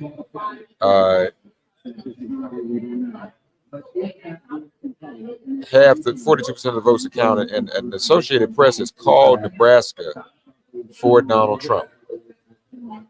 As a matter of fact, so we're just here right now with the projections in place. Donald Trump has 198 Electoral College votes to Kamala Harris's 109. That's far. That's far. We're still in this, folks. We're still just in the beginning.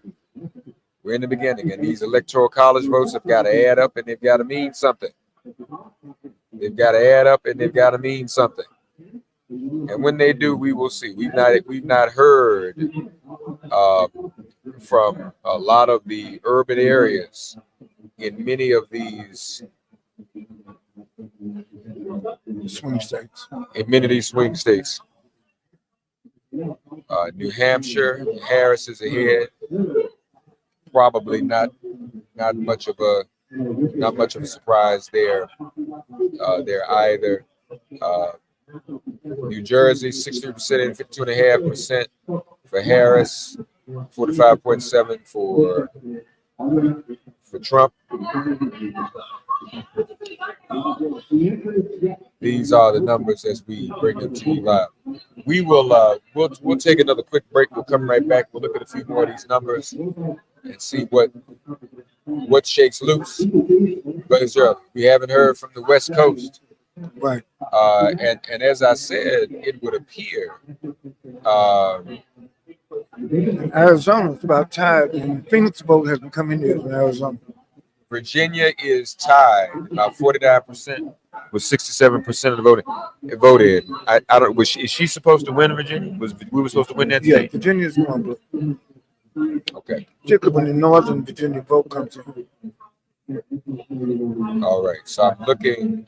I just want to see where North Carolina is right now. Pennsylvania, 70,000 votes separating them, but only 50% of the votes are in North Carolina, it's about 70% of the votes counted. It's about what is that, 300,000 vote difference? That's fine. Did Joe Biden win North Carolina? No, he didn't. Obama won, okay. And that's the last time a Democrat won in 08.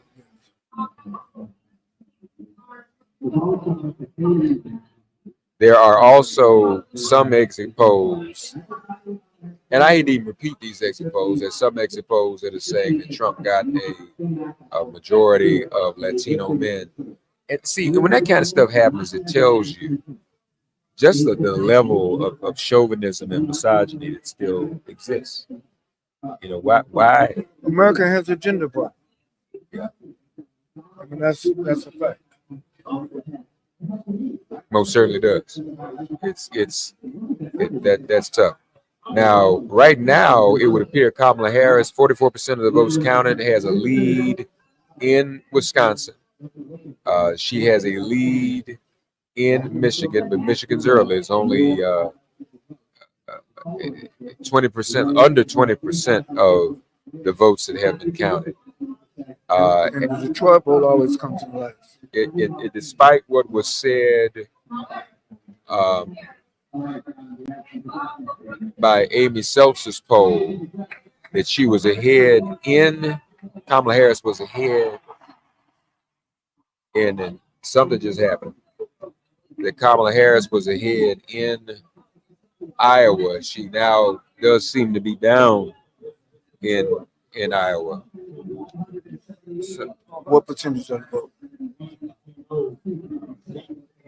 51 to 47. They say she was ahead by 3 percentage points, but again, this is only 35%. Yes, early, sure. This is only 35% of the vote that is. So you still have the Moans and how the college vote. I don't know. I'd like to know what everybody's hollering about behind me. I don't know if we can tell, but I'm curious. Because folks Can we get the live feed? No, we don't. There's no feed up yet that I'm aware of. So, folks, we are here. We holding on. We are looking for the best possible outcome, and it is early. Keep those prayers going. It is early. It is absolutely early. So we will see. Why don't we take a quick pause for the cause, and then we're going to come back here in just a few moments. Don't go away. This stream will stay live through the night so that we can bring you all the latest information that we have. Arkansas, 51% in. Trump with a sizable lead in Arkansas. That's no surprise there either. Folks, we'll take a quick break. We're going to come right back in just a little while. All right. Dr. Chambers, you want to mention our sponsor again? Yes, on behalf of the National Newspaper Publishers Association, Make It Plain, we're very thankful for the coalition that's dealing to try to decrease the issue of Black obesity. Obesity is a serious problem in Black America, and we're thankful for all those various groups, including the National Action Network, the National Health Group, and there's a bill pending in Congress that deals with obesity. We want to make sure that gets voted in by the Congress of the United States. So thank you for tuning in. We're live on the campus of Howard University. Before we go, we have someone else is going to join us, Brother Quentin James of the Collective PAC. Oh yeah, and this was one of the largest PACs, and really one of our first successful PACs all around. Come on, brother, we're gonna get you. Just come on and have a seat and make yourself at home. Hey, brother. How you, man? Good. How are you? I'm good. How's the family? Good. Good. Where are they tonight? My wife is at Angela Alsobrooks' victory party right now. Congratulations. That was one of your candidates. That's a real congratulations. And the kids are in the bed, getting ready for school. Well, we appreciate your leadership, brother. I mean, the PAC that you and your wife have organized has helped to transform not only our aspirations, but our abilities to close on some of these elections. Thank you. Learn from the best, brother. Learn from the best. Well, we were talking earlier. Behind us is Frederick Douglass Hall, where Dr. Ron Walter's office was. And he used to say all the time, we don't have a PAC. We need a PAC. We need PACs. So I know he would. We don't have a, but everybody else got that Black folk in there, no PAC. I mean, for years, that just, we couldn't conceive of doing something like that, but you did it. And you know what's incredible? And first, welcome to Howard, everybody. I attended one of Dr. Walter's last lectures here at Howard when I was a student.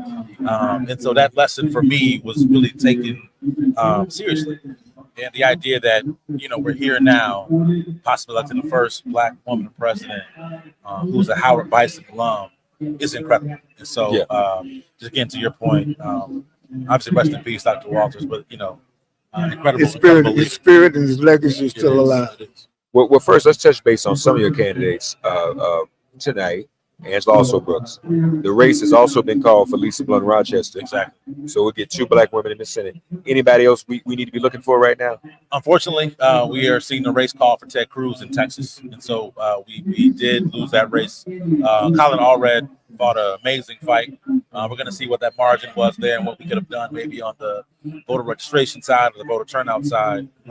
But again, I've been really impressed with Black voters coming out to vote tonight and sending a resounding message that we're going to show up and make our voices heard in this process. So there's this story that's circulating right now, and nobody really believes it. But Yamis just shared it, that Trump got 20% of the Black vote in Wisconsin. How's that possible? I don't understand that. It's an exit poll, right? And so we know exit polls are just small snapshots.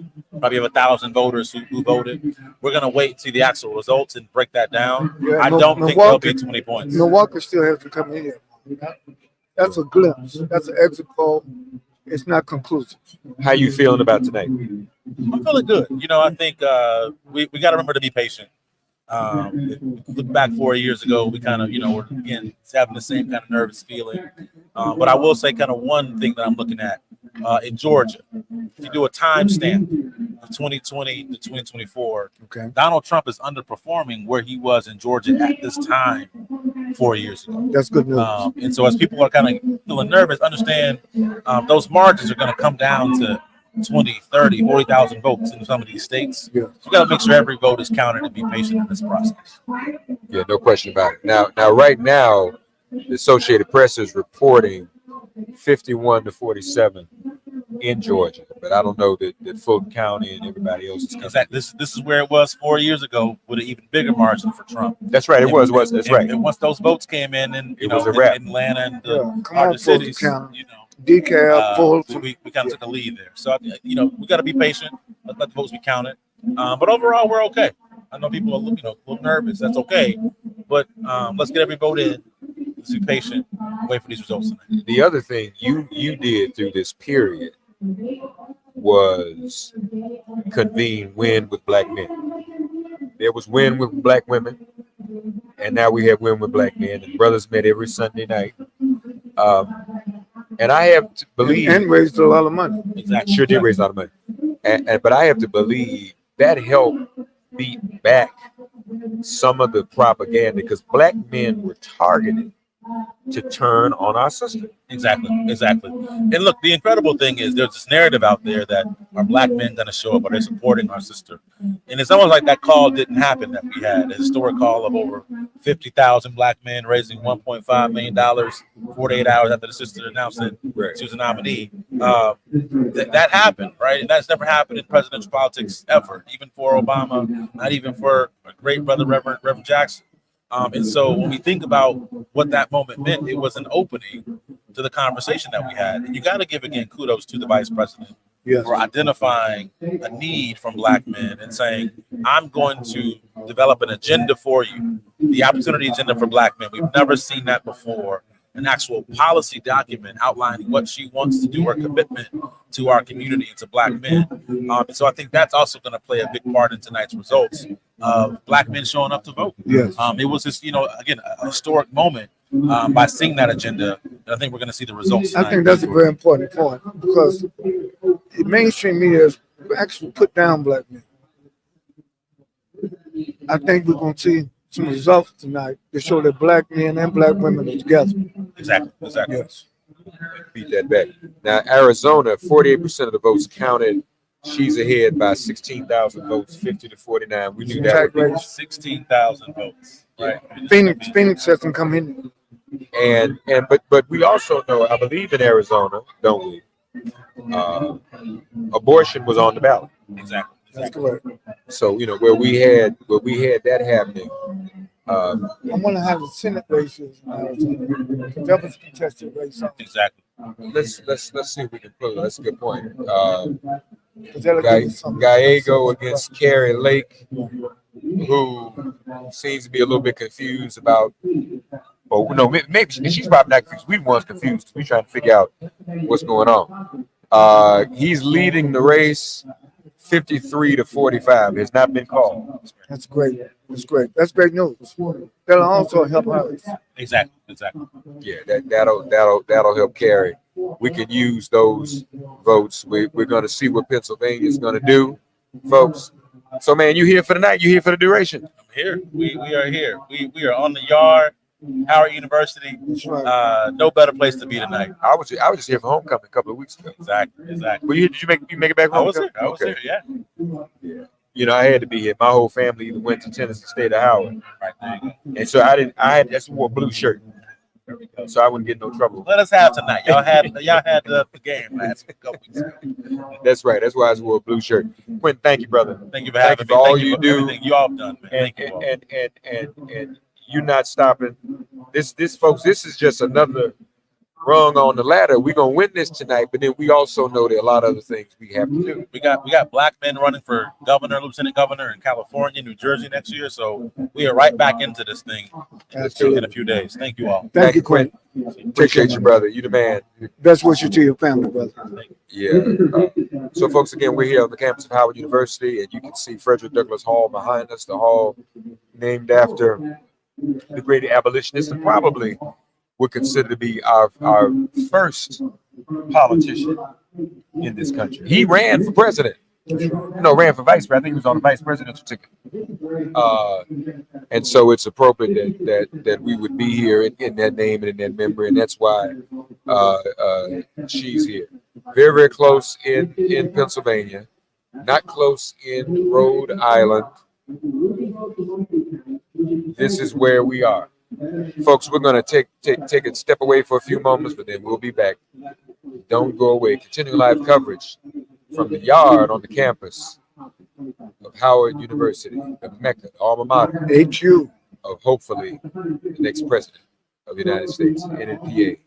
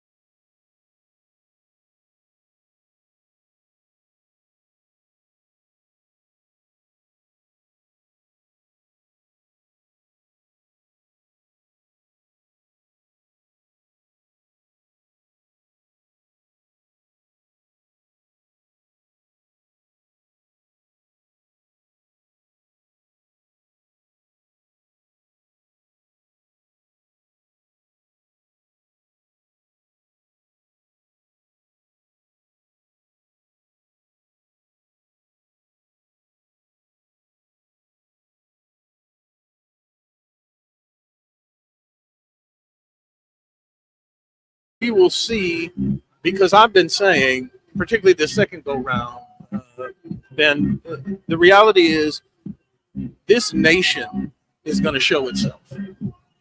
It's really less about Trump this time around than the electorate, than this nation. And I think if indeed he wins a second term, that speaks a lot to who America is, not the myth of America. That's right. The reality. But who America really is. And of all the white male presidents you could find, we caught up in the 34 time convicted. I mean, that's it. That is that's but it's right. But I think what that exposes is what's deep seated in the American consciousness. A lot of Americans have not gotten over the Civil War, have not gotten over the North, quote unquote, beating the South, have not gotten over the wealth that was built over the transatlantic slave trade. And this whole thing about immigrants, most nations of the world invite immigrants because diversity makes their economy stronger. And I think that the racist thing against the Haitians, and that's why I think that you asked about black vote, particularly black men. Are some of us susceptible to being targeted, being misinformed? Yes, but I think that's a very small proportion. I think there is a sense of us being unseen, though. Right. Right? And so there are a lot of black men who have just checked out across the board. It really has nothing to do with anything other than being unseen. And that's by black women, that's by white folks, that's by society. And so I think what we're going to have to do out of this election, no matter who wins, is reassess where we sit as a people.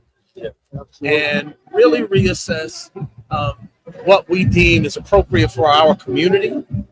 And we're going to have a long talk with both parties. This sense of being neglected by both sides is something that we've talked about for decades now. Yet we return to the well in hopes of drawing more water, and we get the same water in the bucket. Well, and that's true, but I also believe a whole lot of folk are going to have some type of reckoning with themselves. Yes. White women voted for him in 2016. White women voted for him in 2020. Now your bodily autonomy is gone, and if he gets in, and folks, we ain't giving up yet. I just want to be. We just talked about this scenario. Even you ain't got nothing. It's over. Any Latino, the press was caught up in the Puerto Rican comment. That wasn't no shock to us. He talked about us like dogs all the time. Talk about everybody. But that resonated, and there was still some. Well, I'm still gonna vote for him. It's almost as if there's just a great deal, and maybe that is the problem. People are dealing with their own. There's an epidemic of internalized discrimination within, women, within Latinos, and to gravitate towards someone is a zero end.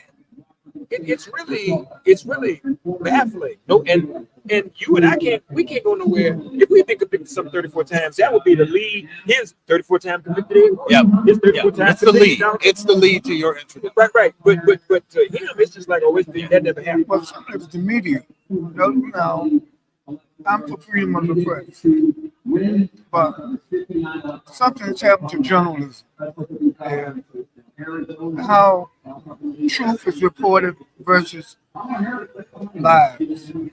And I think that Trump has mastered, the manipulation of the media. He takes the oxygen out of the air every day. Yeah. Even if it's negative. There have been more mentions of Trump 1,000 times the mention of Harris or Walsh or even Biden. And so, that's why he says these ridiculous things, because he knows he can get away with it. In fact, being endeared more. The more ridiculous he has become, the more he's endeared by that segment of the American population who wants to see a return to white supremacy. I think what we're seeing too here is an illustration of what we will see after this election. There is a celebratory spirit in the air right now on Howard's campus in hopes of her winning. Right. So, if in fact that doesn't occur, the spirit of this thing will be like someone popping a balloon. And I think Black America will wake up if Trump wins and have that same sense of someone pop the balloon. And my reminder will be, you had an opportunity to blow that balloon up where it could not have been popped. You could have taken the pen away. But you know, Ed, there's a historical precedent. In 1980, when Reagan won, it was the same fears. Oh my God, we're gonna have to leave the United States. This is it. It's over with.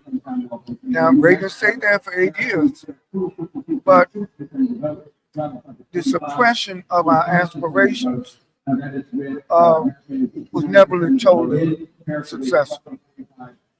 And I think that what you see out here in Howard tonight, you're right. We're either gonna have joy in the morning or sorrow. But our travail is how we deal with both the joys and the sorrow. Sorrow does not necessarily break us as a people. It reminds us what Freddie does. It's interesting. You got Freddie Douglass building in the background here. Freddie Douglass said freedom is a constant struggle. It's not a temporary struggle. It's not a one election struggle. It's constant. And so I'm hoping that no matter what the outcome is today, that we don't give up, that we don't get this breakout. Yet then we should be realistic in the sense of our resilience as a people. Some strikes hurt more than others. Some push you back further than others. I think we are in that position right now to be hurt and pushed back in a way that we didn't see. My mother hated Ronald Reagan. Hated Ronald Reagan. To your point, Black America lived through Ronald Reagan. But there's a different sense of the body politic today that wasn't going on when Ronald Reagan won the presidency. Well, and specifically, yeah, he was held, but we gave him hell too. Now you think about the Reagan legend, but we stopped Robert Bork. We overrode his veto against sanctions from South Africa. We got the King Holiday Bill. So that shows what we could do. That's right. If we decide. And there was a spirit of being a conciliatory body on the Hill for one or two things between both parties. It was almost as if they said, well, we need to give the people something. What are we going to? That doesn't exist anymore. Exactly. We have 2 Black women in the Senate. Now, that's a first, and that's good news. It appears Sherrod Brown lost. Yeah, looks that way. Looks that way. Though no surprise there. But to your point, that's an extraordinary victory. We should, no matter what happens, we should not lose sight of those 2 women running a great race and being in the Senate. With all due respect to House members, there's a big muscle there. Yes, there's a big muscle there. That's a little different. That's the upper chamber. So with 59% in Wisconsin, 48.4, Trump 49.9. We knew some of these states would be really, really tight. Well, Milwaukee, and we should note that Milwaukee is going to be the last of those counted because of its size. So if she's close, it bodes fairly well. And as I said early on, it seemed that Democrats were comfortable with the idea of taking Wisconsin and taking Michigan. I will still contend that Pennsylvania is going to be that bellwether of that blue wall. Arizona, only 3,000 votes separates them in Arizona. So that's not bad, because the Phoenix vote also comes in late. Yeah. But let's be honest. You can take Arizona. She can take Arizona. If she doesn't win Pennsylvania, it won't matter. Yeah. Well, she would have to win I'm gonna stick to what I said because that would be pulling a rabbit out of that hat. With what she would have to do: Georgia, North Carolina, Arizona. She'd have to win a couple of those states to offset Pennsylvania. I gotta believe Pennsylvania gonna come through. I gotta believe Philly is gonna come through. It just has to. Right now, it's about 200,000, but I don't think. And this is only 72% reporting. Well, that's not only. Let's see here. Jill Stein got 23,000 votes. Lord have mercy. I don't know where Philadelphia comes in. Again, Philly's not in yet. That count is going to be late. Some of it, they have a sense of they can get exit polls, but the actual count, and if it's tight, they won't know. The exit polls won't really matter. But if you remember, Pennsylvania and Philadelphia in particular were the hold up the last go round because they have an archaic means of counting. Yeah, because I think they wait and count the early votes and the mail-ins like all of week. they don't do it. Yeah, they don't do it right away. So, folks, we're watching this as you are. I know this has been a great source of anxiety for many of us. Of course, Illinois is in the bag, Washington, Oregon are in, and that's what put her in the position she's in now. So we're the Associated Press is saying 214 electoral votes for Trump, 179 for Kamala Harris. So neither has 270. And people get nervous with these numbers when they hear it because it seems much bigger than it actually is. Because remember, Pennsylvania 16, I believe, 19. And so those shifts too in the change of the electoral numbers as demographics change. So Georgia, again, about 100,000, 88% counted. I know the campaign here was counting on those Nikki Haley voters in Georgia. 157,000 Republicans voted for her in the primary in Georgia months after she dropped out. That's one. But what I reminded them of, folks didn't think about this. When he called Raffensperger, 11,000 votes, people just remember Raffensperger and say no, but they don't remember the other part he said. He said, Mr. President, I can't find you 11,000 votes because 28,000 Republicans left the presidential line blank. They didn't vote for you. So the question then is, if 28,000 Georgia Republicans didn't vote for him in 2020, before January 6th, before all the convictions, why would they go back and vote for him now? Well, the assumption is that matters to a bulk of them. I don't know that it does, quite frankly. Yeah. Well, but if there was a reason not to vote for him the first time, and that other stuff happened, I mean, I don't know that you say, "Oh wow, I'm gonna vote for him now because he's caused insurrection and rape somebody." But I also think that there is a sense of, and I think those that have that question don't really understand the importance for the white electorate, white folk, hearing someone who says, I'm going to keep your lifestyle no matter what. I'm going to stand in the breach no matter what. And I think that trumps, overtakes all this other foolishness. And because of that, what seems confounding to us at first blush, that second peel of that onion. So, folks, we are waiting.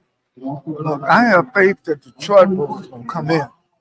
Yeah, and I think that it's fair to say we can. I mean, nobody's going to do it on the network yet, but from what I gather, I've been talking to the clerk's office all day. I think she's going to take Michigan, without question. They had a threshold of 49% since 2008. If Detroit's electorate came out 50% or above, with the high watermark being Obama's first run, 53%.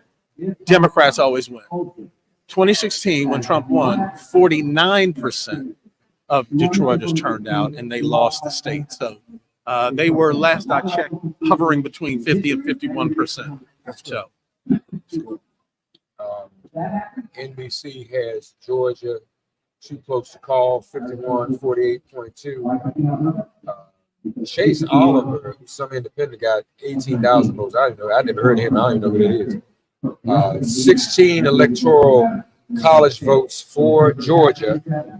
Fulton County is not in. Well, let's see.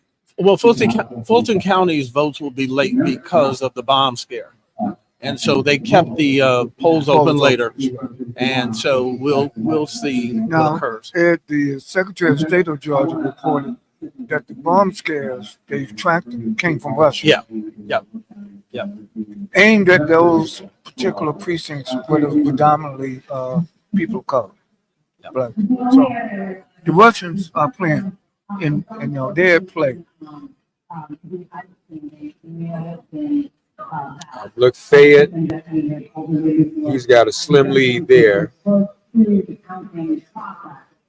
I think it's going to be fair when we reach 12:30, midnight 12:30. I think that's when you can really start to look. Those numbers won't be in 100% at that point, but they'll be large enough that I think you can start to see a pattern, and you can make a little better of a prediction at that point. Fulton has, according to NBC, they've got 90% in right now. And what's her lead there? It's about 230,000. So there's that other 10%. His lead overall in the state of Georgia is about 130,000 votes. So it's what about DeKalb? DeKalb County in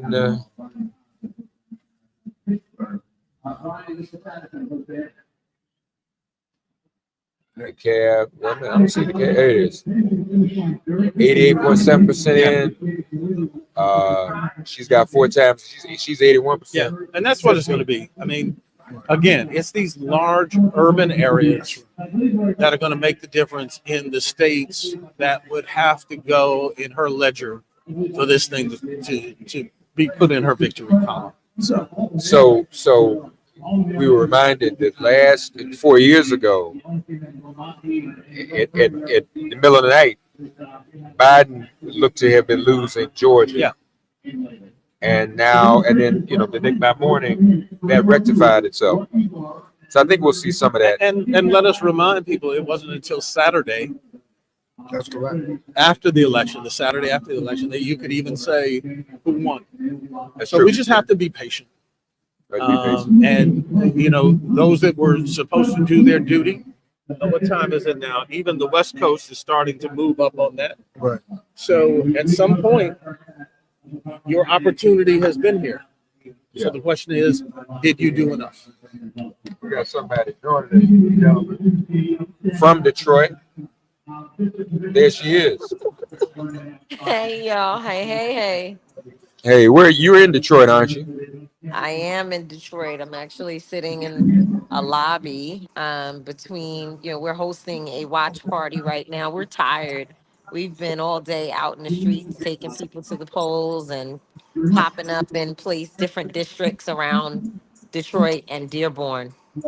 How y'all doing? We good. We just looking at the numbers. Michigan looks good, so we'll have you to thank for that. Once it comes in. There's a lot of people here, a lot of local folks that we collaborated with. And shout out, of course, to our brother, Pastor Mike McBride, because he connected the dots and had Until Freedom to work with some local groups here in Michigan. And we had a concert for the students at Wayne State last night. We also, just had a few events for them, even a conference allowed them to sort of curate their own conference to talk about the election and more. We've been all over. We obviously worked, as you know, Mark, in North Carolina. We spent a lot of time in North Carolina over the last several weeks. We put it all on the field, and we're not in panic mode. No, can't be. So what was the reaction as you were moving around with the young sisters and brothers? What kind of reactions and dialogue were you having? Well, certainly the majority of young people understood the assignment. They were ready. had already voted. Many of them, especially the young women, they had already voted. The young men would say that they were going to take care of it, and some of them allowed us to take them to the polls. Certainly, I have to give a lot of credit to Dewana Thompson and Woke Vote in North Carolina because they had a very disciplined program that Until Freedom was able to plug into to do what we do well. And that collaboration was amazing. And I just have to give the Vote team so much credit because they have really, truly, truly worked all over the eastern area in North Carolina. And, I've really put it all on the ground. And so we did a lot of work there as well. And the young people were excited. They were voting. They were taking others. Some of them, most of them, there was no other choice. It was very clear in terms of what they felt that their choice would be in this election. We didn't tell people who to vote for, but of course, you can't stop people from telling you, what they feel. And it was good. Of course, with there was some, of course, and we don't just go to campuses. We always go to the local community. And that's a little different when you get in a local community. You hear a lot of people who have different opinions, people who are feeling different ways. The majority, of course, are, especially when you're dealing with Black folks, are people who, again, had already voted, planned to vote, or was, singing the praises of Kamala Harris. But then there was some who had some issues that they raised that they wanted to talk about, and others who told us to get the hell out of their faces. They weren't voting at all. So, I think, as you stretch out beyond what is in many ways a very privileged space of a student being on a campus, you start to go deeper into the community, and then you start to, peel back the layers of other issues and trauma and things that really need to be addressed. So I think that was the feeling. Yeah. Well, again, we're just all kind of here waiting. It's early yet, especially for Michigan. There's we're still competitive in Wisconsin and in Georgia and in Arizona And in Pennsylvania. and in Pennsylvania. So yeah, we're folks, don't be discouraged. This is not over yet. And let's be honest with ourselves. I think we all kind of knew this wasn't going to be wrapped up tonight. I think we wanted that. Everybody wanted to go to bed early tonight and be, wrapped up and thinking that everything was good. But that's just not the way it's going to go down. It's going to go right down to the why. So Yeah, Tamika, I think. that's Tamika for all the work that you and your colleagues continue to do. I I saw a lot of people saw you in North Carolina, had a great impact there, and I know you're in the Big D now, Detroit, and I got total faith that Detroit's gonna come in. Of course. I believe that as well, certainly. And believe it or not, the time that we spent in Dearborn, I have to really give so much love to our sister Linda Sarsour, who has all types of emotions going on at the same time. I mean, the last week she's not been feeling so great on her stomach because of the anxiety of knowing that Trump should not win, being very, very disappointed by America and what it has done in general. And then, of course, this particular administration and what it has done to her people, the people of Palestine. And so, we went into Dearborn, had some conversations with folks, and people are very clear about the choices. And I think the thing for me is that no matter what happens tonight, the loss is that there are so many people who actually support the bigotry and the racism and the sexism and the fascism and the ideology of Trumpism. That for me is more of the concern. And it tells me that the work that we have in front of us is getting even worse, if you will, more intense. And I know that, of course, there was a time when it was worse than I could ever imagine, but we certainly are in a downward slope. And it's something that, it just gives me a lot of cause for concern about what we will do. And, one thing about it is I feel like the movement is sort of like sports where your lifetime, your lifespan is cut shorter in terms of your physical capabilities because of all the work that we put on our bodies. And I feel like as an activist, we put a lot of work on our bodies. So that stamina that's needed for some of us to continue to fight this stuff over and over again it starts to wear down. And I think that's what the real concern is. But I'm very proud of the younger folks that you, Mark, you and I counsel every day, from, Reverend Stephen Green to, of course, Mary Pat Hector and Tiffany Lofton. And the names go on and on and on, of all the young people across the country that we respect that are doing great work. And I believe that they will take the torch and continue with us still right there by their sides. Yeah, that's good. That's got to happen. Would you? I was just going to say, hey, Tamika, it's Ed Gordon. How are Hey, you? Ed, hey there. Listen, I just want to say, because I've got to go do what I get paid to come at you, but I do want to say, Tamika, before you got on, I agree with you 100%. I said literally a minute before you came on that this really is about this nation.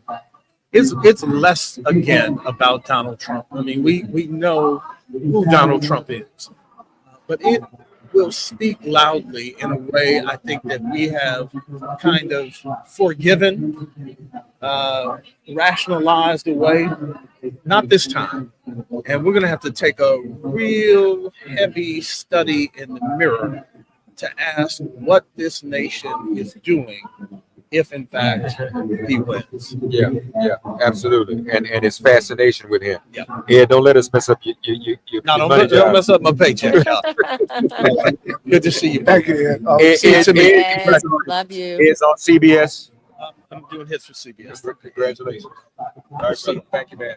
And so, yeah, Tamika, well, now at North Carolina is still a little bit close. 47.9 in North Carolina and 50 for Trump. I don't know what county. Charlotte, Mecklenburg hasn't come in. Eastern North Carolina, the Black Belt in North Carolina, Eastern North Carolina always comes in last. So we need to look at Mecklenburg County. Mecklenburg is in the west, but what Tamika and them are working in the eastern part of the state of North Carolina. Greenville, Raleigh, Raleigh, Rapids, all of right. that. Yeah. Roanoke Rapids, Rocky Mount, That's, all and by over. the way, my daddy's from Roanoke Rapids. Oh, okay. That's right. All right. I see you got that North Carolina aspiration. That's great. Her people were tight with the Sharons, with Right. Rip Sharon and his folks. So right now he's ahead of her by approximately 130 something thousand votes. He's ahead of her in North Carolina. Yeah. Now AP has actually it's called North Carolina, Dr. Havens, with 89% reporting. The Associated Press has called North Carolina. Now, I don't know what I don't know what counties are still out there. I can't see it. It's not showing me the counties. The Black Belt is still out there. Well, AP, they do what they do.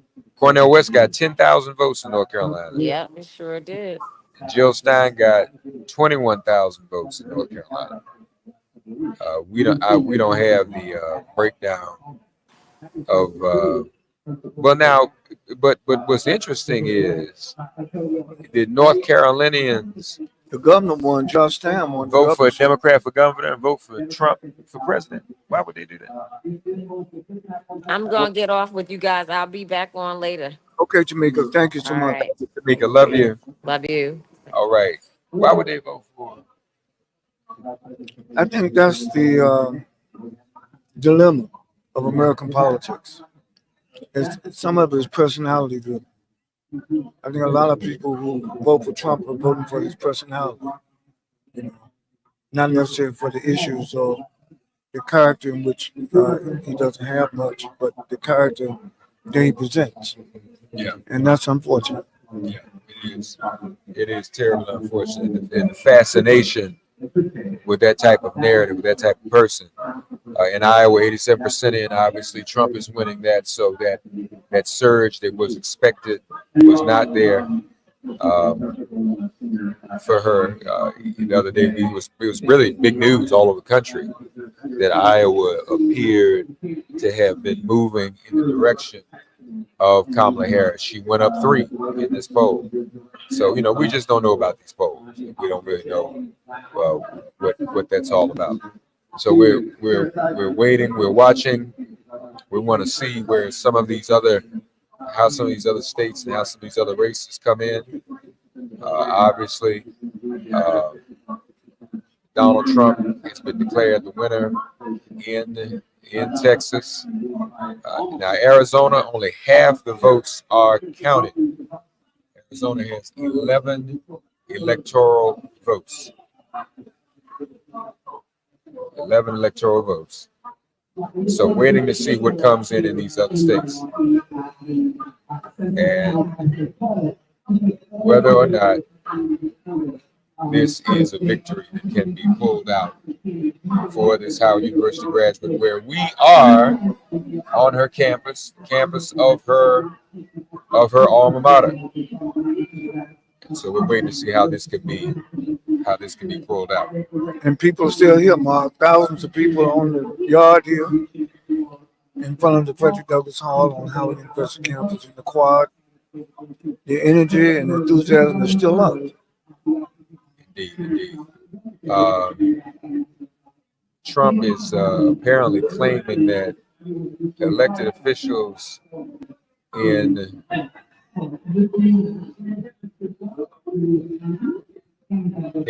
Philadelphia have been cheating. Our friend Reverend Charles Williams is hosting a pray and watch party at Detroit's historic King Solomon Baptist Church. And they're having a watch party for tonight.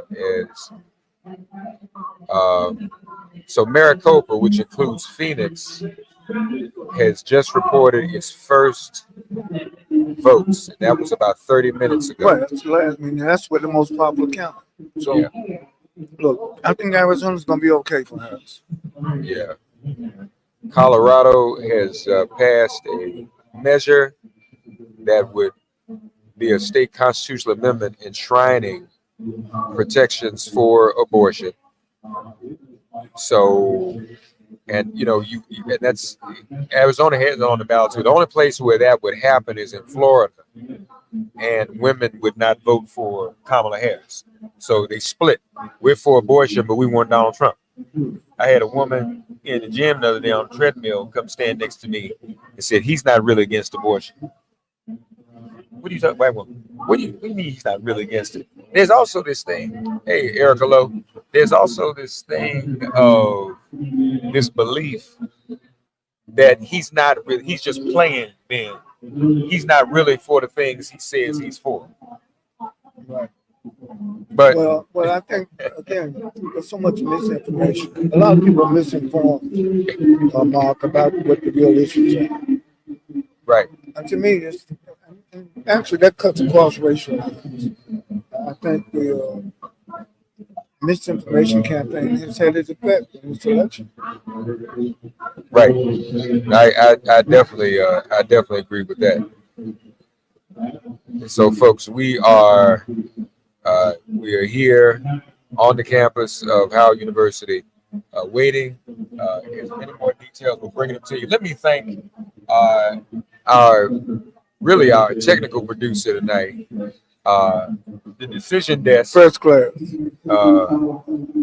Haley Armando, who is putting the numbers at the bottom of your screen, so you're up to date on the bottom of the screen. We also want to thank our whole team here tonight for all their hard work. Rob Klein and Josh Klein, Justin Klein, and Beatrice, right?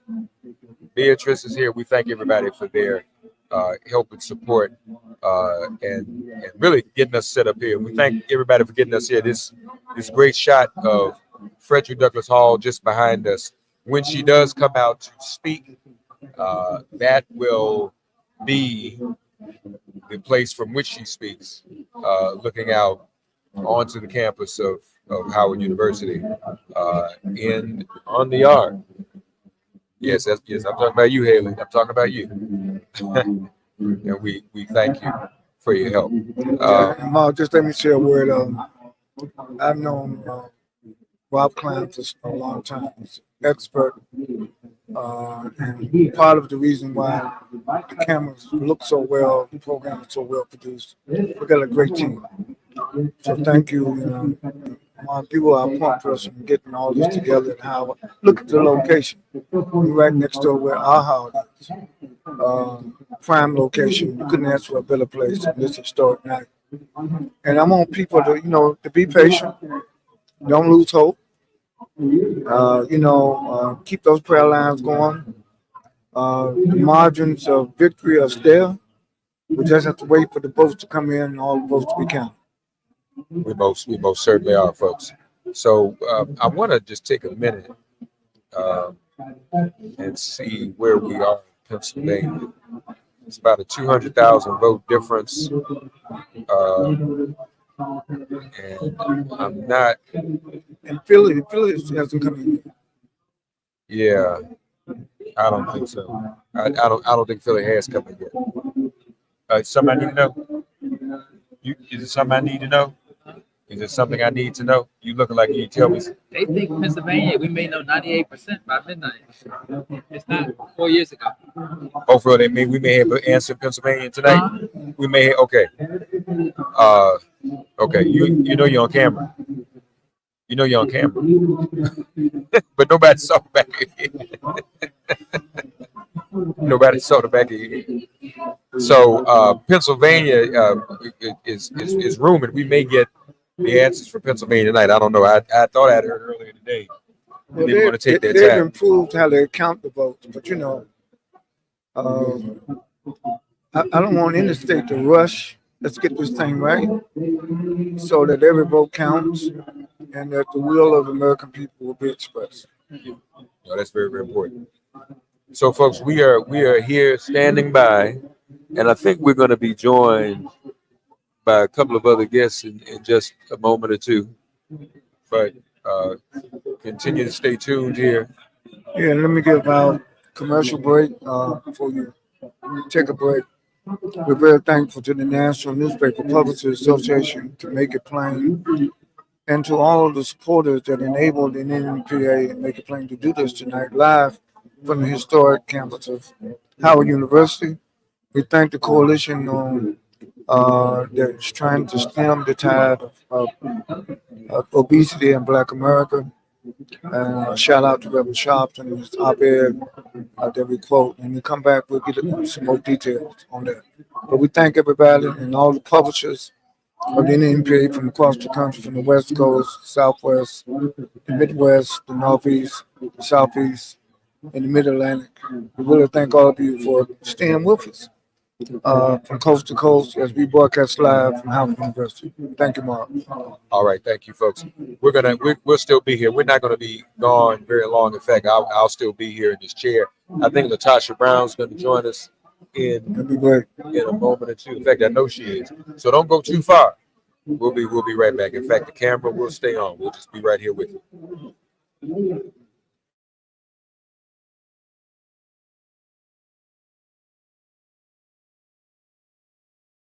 I did just get a text about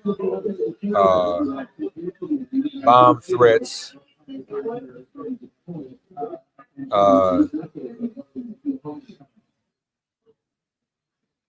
It appears. Oh no, this is. So there were some bomb threats. The question is whether or not there were any of these bomb threats were reported in any of the key battleground states. Georgia, that's right. That's right. Particularly those precincts that were African American, that's what the bomb threats were. Georgia.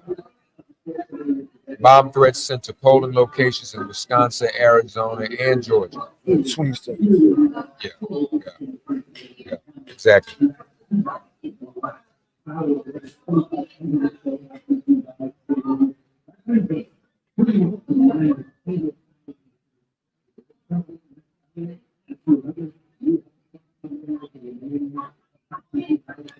Yeah, in those particular states, ladies and gentlemen, and not, of course, too early to tell.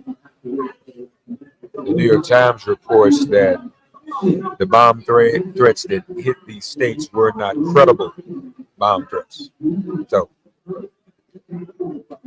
but folks, don't go far. We're going to have Latasha Brown joining us. Dr. Chavis and I are here, and we are again watching some of the election results as they come up across your screen.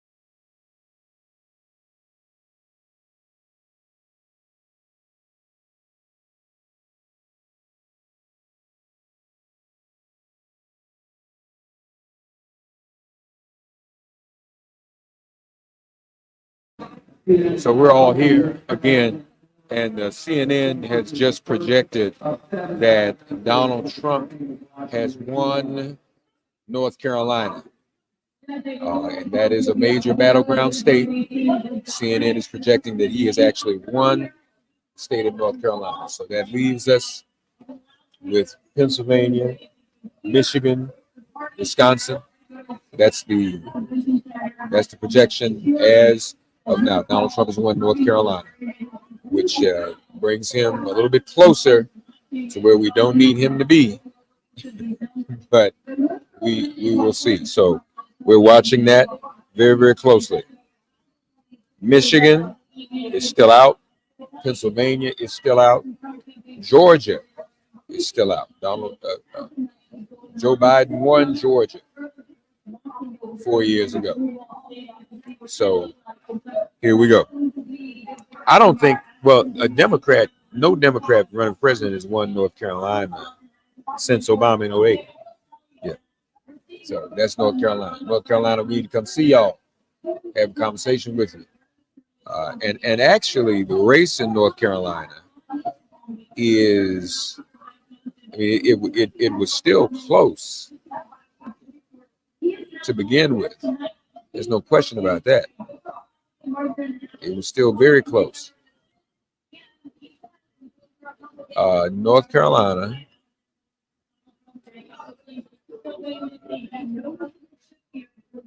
Donald Trump projected to win with just over 200,000 votes more than Kamala Harris.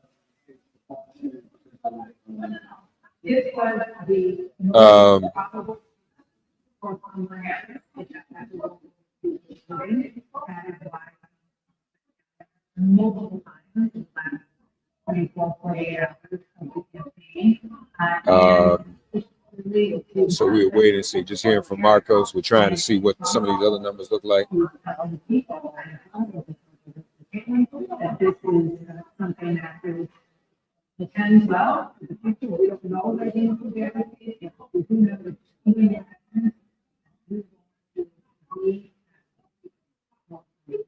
Josh Stein, however, has won over Mark Robinson with by more than 700,000 votes. So we are expected to accept or believe that those who voted for Josh Stein, some of them also voted for Donald Trump.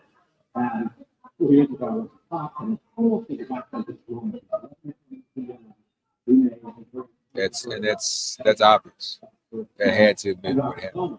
I will say this: crazy Mark Robinson still got 2 million votes. There's still 2 million people in North Carolina who voted for him to be the governor. Crazy Mark Robinson still got 200. That's.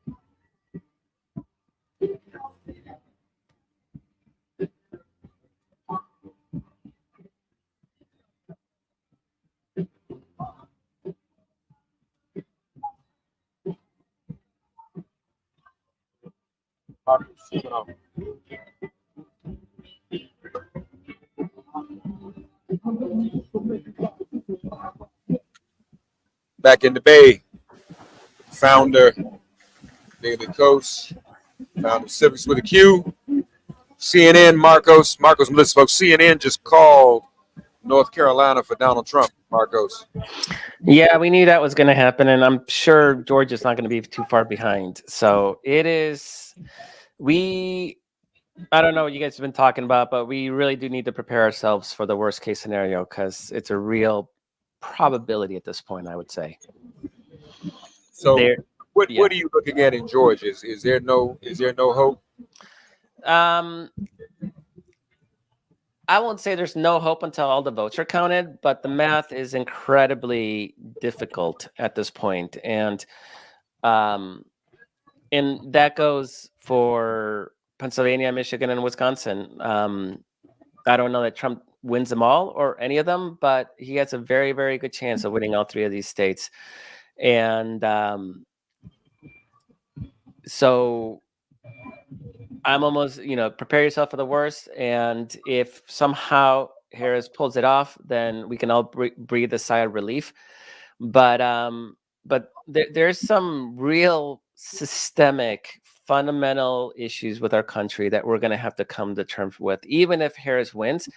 But it's not the country we thought it was. And that goes, I think, to my own Latino community, which has swung hard for somebody who overtly hates them and isn't shy of saying that. And if the exit polls are to be believed, then also with Black voters as well. And we are somehow losing this discussion, this debate for what our country should stand for, to the point that somebody as loathsome as Donald Trump is on track to probably win the election. So I don't even know where to begin with that. I'm absolutely devastated that we're even here at this point. And I'm not.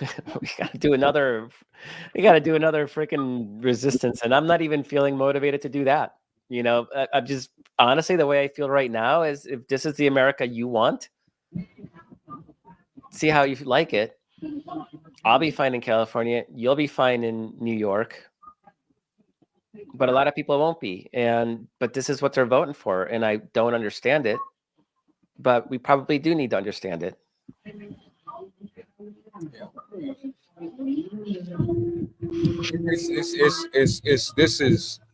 This is something else.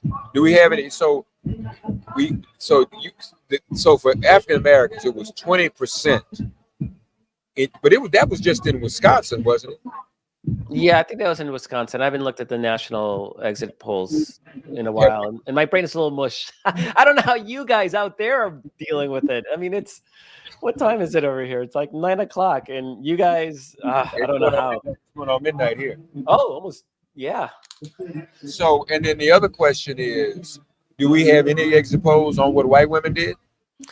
The one I saw earlier at night was white women at 52% Trump. So not as much as 2022. Let me see, exit polls. Let me pull it up. National. Where are we at? Age. Liberal, white. I mean, all right. So the national exit poll is Black vote at 12% Trump. So actually, that kind of, I think he was at 8% 4 years ago. Latinos 53-45. Harris. That is a travesty. Latinos are what? 53-45. 45% of Latinos voting for Trump. So white women, let's see, white women 52-47. For Trump? Yes. Yep, nope. They did their thing. Speechless. Well, no, I shouldn't be. I mean, that's what they voted for 2 other times before. Latino men 53-45 Trump.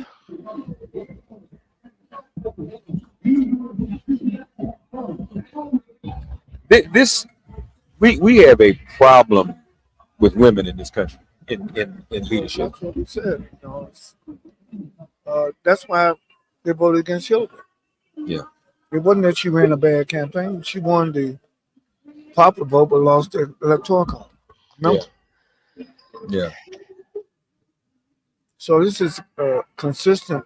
That's not a gender divide, but this is almost a denial of the equality of women. Yeah, how much of this is sexism? Some of these women themselves.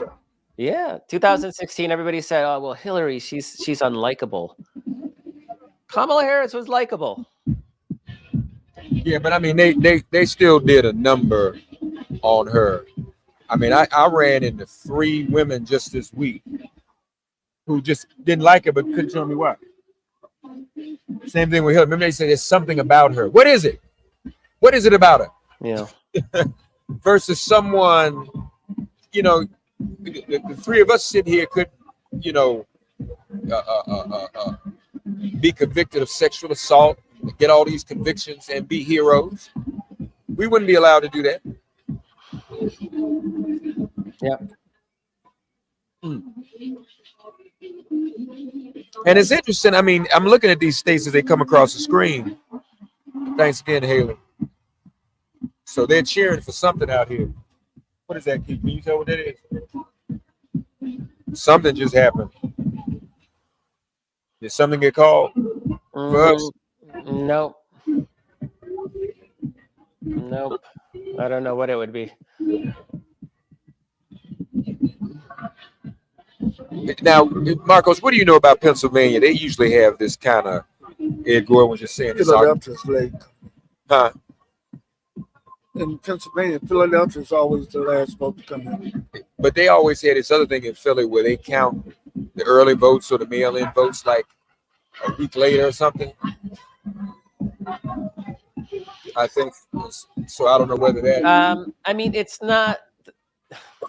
Yeah, I mean, the problem with Pennsylvania is we're down 200,000. Philadelphia is 70% in. Looks like we may net another 150,000 there. Allegheny's almost all in. That's Pittsburgh. Scranton's already all in. Dauphin, which is Harrisburg, is not going to give it. Like, it's hard to see where you make up the margins. And what's kind of scary is that, you know, we had this record turnout in Philadelphia, right, that we're all celebrating. Big chunk of that turnout is Latino vote. And a Latino in the exit polls is 40%. So we were probably turning out Trump voters. So Philadelphia's coming in ginormous for Harris. It is, but do we get the margin that we need if you know, it's looking tough. And a lot of it is you're right. There's like mail stuff that I don't know if it's been counted. There's but it's a 200,000 vote deficit. What about the Senate race? The Senate race in Pennsylvania. Where are we at on the Senate? I mean, the Senate's, you know, we lost the Senate. Weirdly enough, the House is still in play. But let me see. The Senate in Pennsylvania, down 100,000. That one, I think Bob Casey can pull it up. 100,000 with big chunk of Philly in. That's doable. Down 50,000 in Michigan, but only less than half is in. I actually feel pretty decent about Michigan. Tammy Baldwin's losing slightly, but Milwaukee always comes in late. And half of Milwaukee hasn't come in yet. So there's I think there's a good chance we pull off our three. But Sherrod Brown lost the election, and that's a huge loss, not just numerically, but Sherrod Brown is one of the greatest progressive champions in the Senate. That's a huge loss. What was the margin in that race? Which one? For Sherrod Brown. Yeah. About 4 points. So not particularly close. Yeah. I kind of had braced for that. We were afraid of that about him.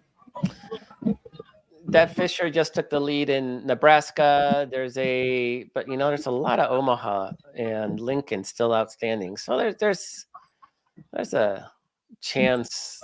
The raw vote total is only 9,000 votes. So there's a chance there that we may pull off like an upset in Nebraska. But man, this is not a situation like. I'm going to say I was convinced that Trump had broken the Republican Party, and he had cost him so many elections in a row that thought this would be kind of a swan song, and Republicans would realize, oh, you know, MAGA's not our thing. We're not going to be racist a-holes. This just validates them. Like, they're either sweeping all the races they need to sweep, or they are coming very, very close to doing so. So, they may have, at this point, 50, 51, 52, 53, 54. I mean, they may have 54 seats in the Senate, and the map's not looking good for us in 2 years. Now, it'll be a different climate, of course, in 2 years, because all these people that think they voted on inflation, like, they really voted for Trump to absolutely crater the economy so that Elon Musk can come in and, I don't know, his crypto bros can buy everything up for cheap, and the richer will get richer. And then you're going to have RFK taking fluoride out of water. So we're going to have dental epidemics, and polio is going to make a comeback. Like, this is nothing about this is good. And they're going to be able to lock in the Supreme Court for I don't know, generation or two. So barring this miracle, we're in for some real tough days ahead. And I am fucking pissed at this country. So, but lastly, but let me ask you this, because Arizona, we didn't talk about Arizona. That's still in play. yeah, but it's not enough. Like Arizona and Nevada, it's not enough. We lose Pennsylvania, we would need more than that. So, so what do we need, Marcos? We need Pennsylvania. We need Pennsylvania. And then we can take either the other two, Michigan or Arizona or Nevada, or something like that. Yeah, and then Nevada, Arizona, yeah. But we need Pennsylvania. Pennsylvania is the key right now. And right now it's not looking great. Okay. All right, man. We'll check back in. You staying up? I mean, I don't know if I can. I don't know if I can go to sleep. I don't know if I can ever go to sleep again. So, but yeah, it's. I think we need to prepare for the worst and figure out what that means about our country and what we're gonna do to bring it back from this precipice, because this is not a good place for our country to be. So, thank you, Mark, for everything. Appreciate you. All right, thank you, Marcos. Take care, man. Thank you. All right. Bye-bye. All right, Derek Johnson, president of NAACP, joining us here on the set as we are live at Howard University on this historic occasion. My brother, how are you? Pretty good, man. How you doing? Fine. How you feeling right now? Well, we knew it was going to be a late night, and here we are late. Yeah. But look, I want to thank Derek and the NAACP for all the hard work they've been doing across the country, not only in the battleground states, but across the country. And I think we all realize the importance of the Black vote, the importance of communities of color, but also the importance of whites and Blacks working together to improve our country. And so, Derek, just thank you, man, for your leadership. Thank you. You and you all were doing a lot in the past couple of weeks in terms of turning out the vote. Tell us how that went. Well, I mean, the proof is in the pudding, right? So as we await in key areas, we always knew that the rural areas come in first. Those boxes are smaller, they're easier to count, therefore you get reports. Now we're waiting on the urban boxes, and those urban boxes are oftentimes larger, takes longer to count, and here we are, whether you're talking about Milwaukee, Detroit, or Philadelphia. And so we knew it was going to be a late election. It was late in 2020, it's late now, and let's be encouraged that the outcome will be something that will benefit not only the African American community, but our democracy. Yeah, absolutely. We hope so. And you also, I think you all did a poll with HIT on Black men, and the needle moved, didn't it, toward the end? So let's be clear. The Black male narrative was an implanted narrative that we start repeating without any evidence that it was a true narrative. Okay. In every election cycle, people, they don't start paying attention until after Labor Day. And so we start forecasting a negative before people even knew that the election was taking place. And why after Labor Day is because that's when you see the lion's share of the investments in terms of media and campaigning on social media and broadcast media and cable media. And so one of the things we wanted to show is that narrative is something that we should not be looking at. The real narrative here is, one, African Americans under 50 need to be persuaded. People need to talk to them because they don't receive their information on the traditional ways that you and I and Dr. Chavis receive it, broadcast news or cable news. They get it off of social media. Two, many of those individuals, because our median age is 32, they grew up in a time where there were no civics, there was no government, so they on completely get the roles of government and the levers of power. But thirdly, when we start repeating other people's negative narratives, we reinforce the negative outcome. And so we did the research to say, okay, what's really going on here? And what we found is under 50, male and female, they didn't feel like they was heard, no one was talking to them. And people need to start working towards persuading the Black community, not just mobilizing the Black community to go out to vote. That's very, very important. But your findings were obviously that was not as widespread as what was being reported. It was disproved, right? That as time went on, once we crossed the threshold of Labor Day, when people began to tune in, when folks understood what was at stake, when folks started looking at the public policy options on the table, it was less about the candidates and more about the public policy alternatives and how that would impact our everyday lives. Yeah. No, that's very, very important. And I know you all deployed troops in some of these battleground states too.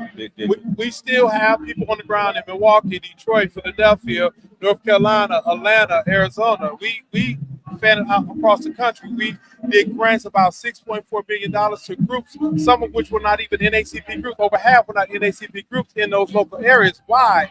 Because in this election cycle, it's about the whole of the Black community. We don't have time for organizational supremacy. We have time for organizational outcome. Yeah, no, that's very, very important. Well, we're all watching this as closely as we can, folks, hoping for the best. It's still early. And as we said 4 years ago, Joe Biden, we went to bed that night. Joe Biden had not won Georgia. That is correct. And I don't think it was clear until like Saturday. In 2008, Barack Obama had not won North Carolina. Yeah. So this is consistent. The elections are won by inches, not miles. And so as we continue to look at outcomes and as concerned as we should be as equally optimistic, because at the end of the day, we won't know the outcome because we had historic numbers of early votes, absentee votes that have yet to be counted. Yeah. Well, my brother, thank you for stopping by and checking with us. It's still early in Wisconsin. I don't know whether Milwaukee has come in yet or not. Probably not. I think your last verse said it fine. Everything is Pennsylvania.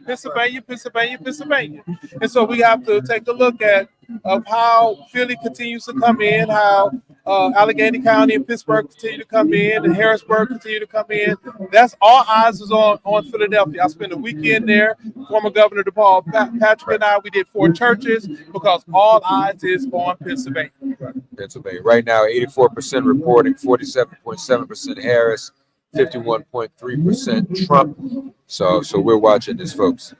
All right, my brother. Thank you, man. Thank you. Thank you for coming through. Thank you, man. Good to see you, brother. All right, Derek Johnson, president of the NAACP. 2 presidents, former president and current president. That's right. At the NAACP. And let me tell you, Dr. Shaver was the national president when I was the state youth president. That's right. And we were only 5 years apart. That's right. All right, my man. All right. That's right. All right. Folks, we're still here at on the campus. Thank you, Hey, Harris. I'm speaking here. Man, how are you? It's Harris Sims, y'all. Good to see you. All right. Oh, where's Latasha? Let me try to get her. I'm gonna go try to get Latasha Brown. Beatrice. We'll get Beatrice. You see this young lady in the blue over there? Go get her attention, please, if you don't mind. I guess Latasha's coming. So Latasha Brown is here. Black Voters Matter. They've been working hard. We want to see where this comes through. Arizona is closing 52% in. I guess that's because Phoenix is coming in and whatnot.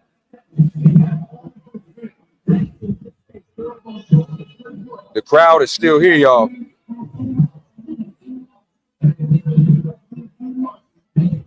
Still here, still getting it. Next door is breaking down. Huh?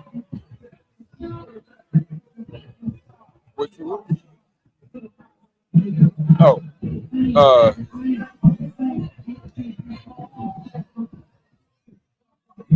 so yeah, we're gonna give Natasha what's going on.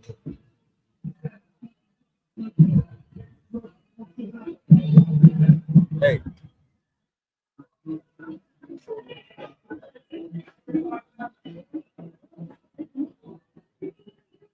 Hello, Tasha.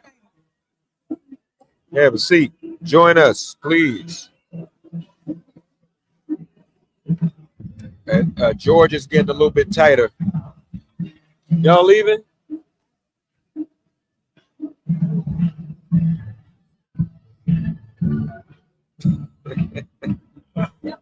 Look, y'all say hi. No, right there. You on? Mark Thompson is the best. We love you, Mark Thompson. And everybody stay positive. I'm so jealous because y'all have Latasha Brown on with you. But I still, yeah, but I love LB. She knows. But I still feel good about tonight. I still think, I think that there's a path to victory, and I think she's going to win. It's closing up a little bit in Georgia. It's closing up a little bit. Yeah, Georgia's No. We can't give up. Can't stop, won't stop. Tiffany Cross, y'all. Yeah.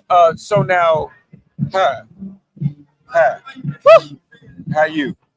Listen, we in the cut. I'm believing. Listen, I am still standing in the space. I'm keeping the faith. I'm keeping the faith. The God factor. It's a God factor. That's exactly what I said. That's why I was like, yeah, I'm keeping the faith. Pennsylvania. But I think it says something. Yeah, Pennsylvania. I think we still got Pennsylvania. We still got Michigan. They have not called nobody yet. I don't think. No. But you said what were you about to say? It said something. I think it says something about this country.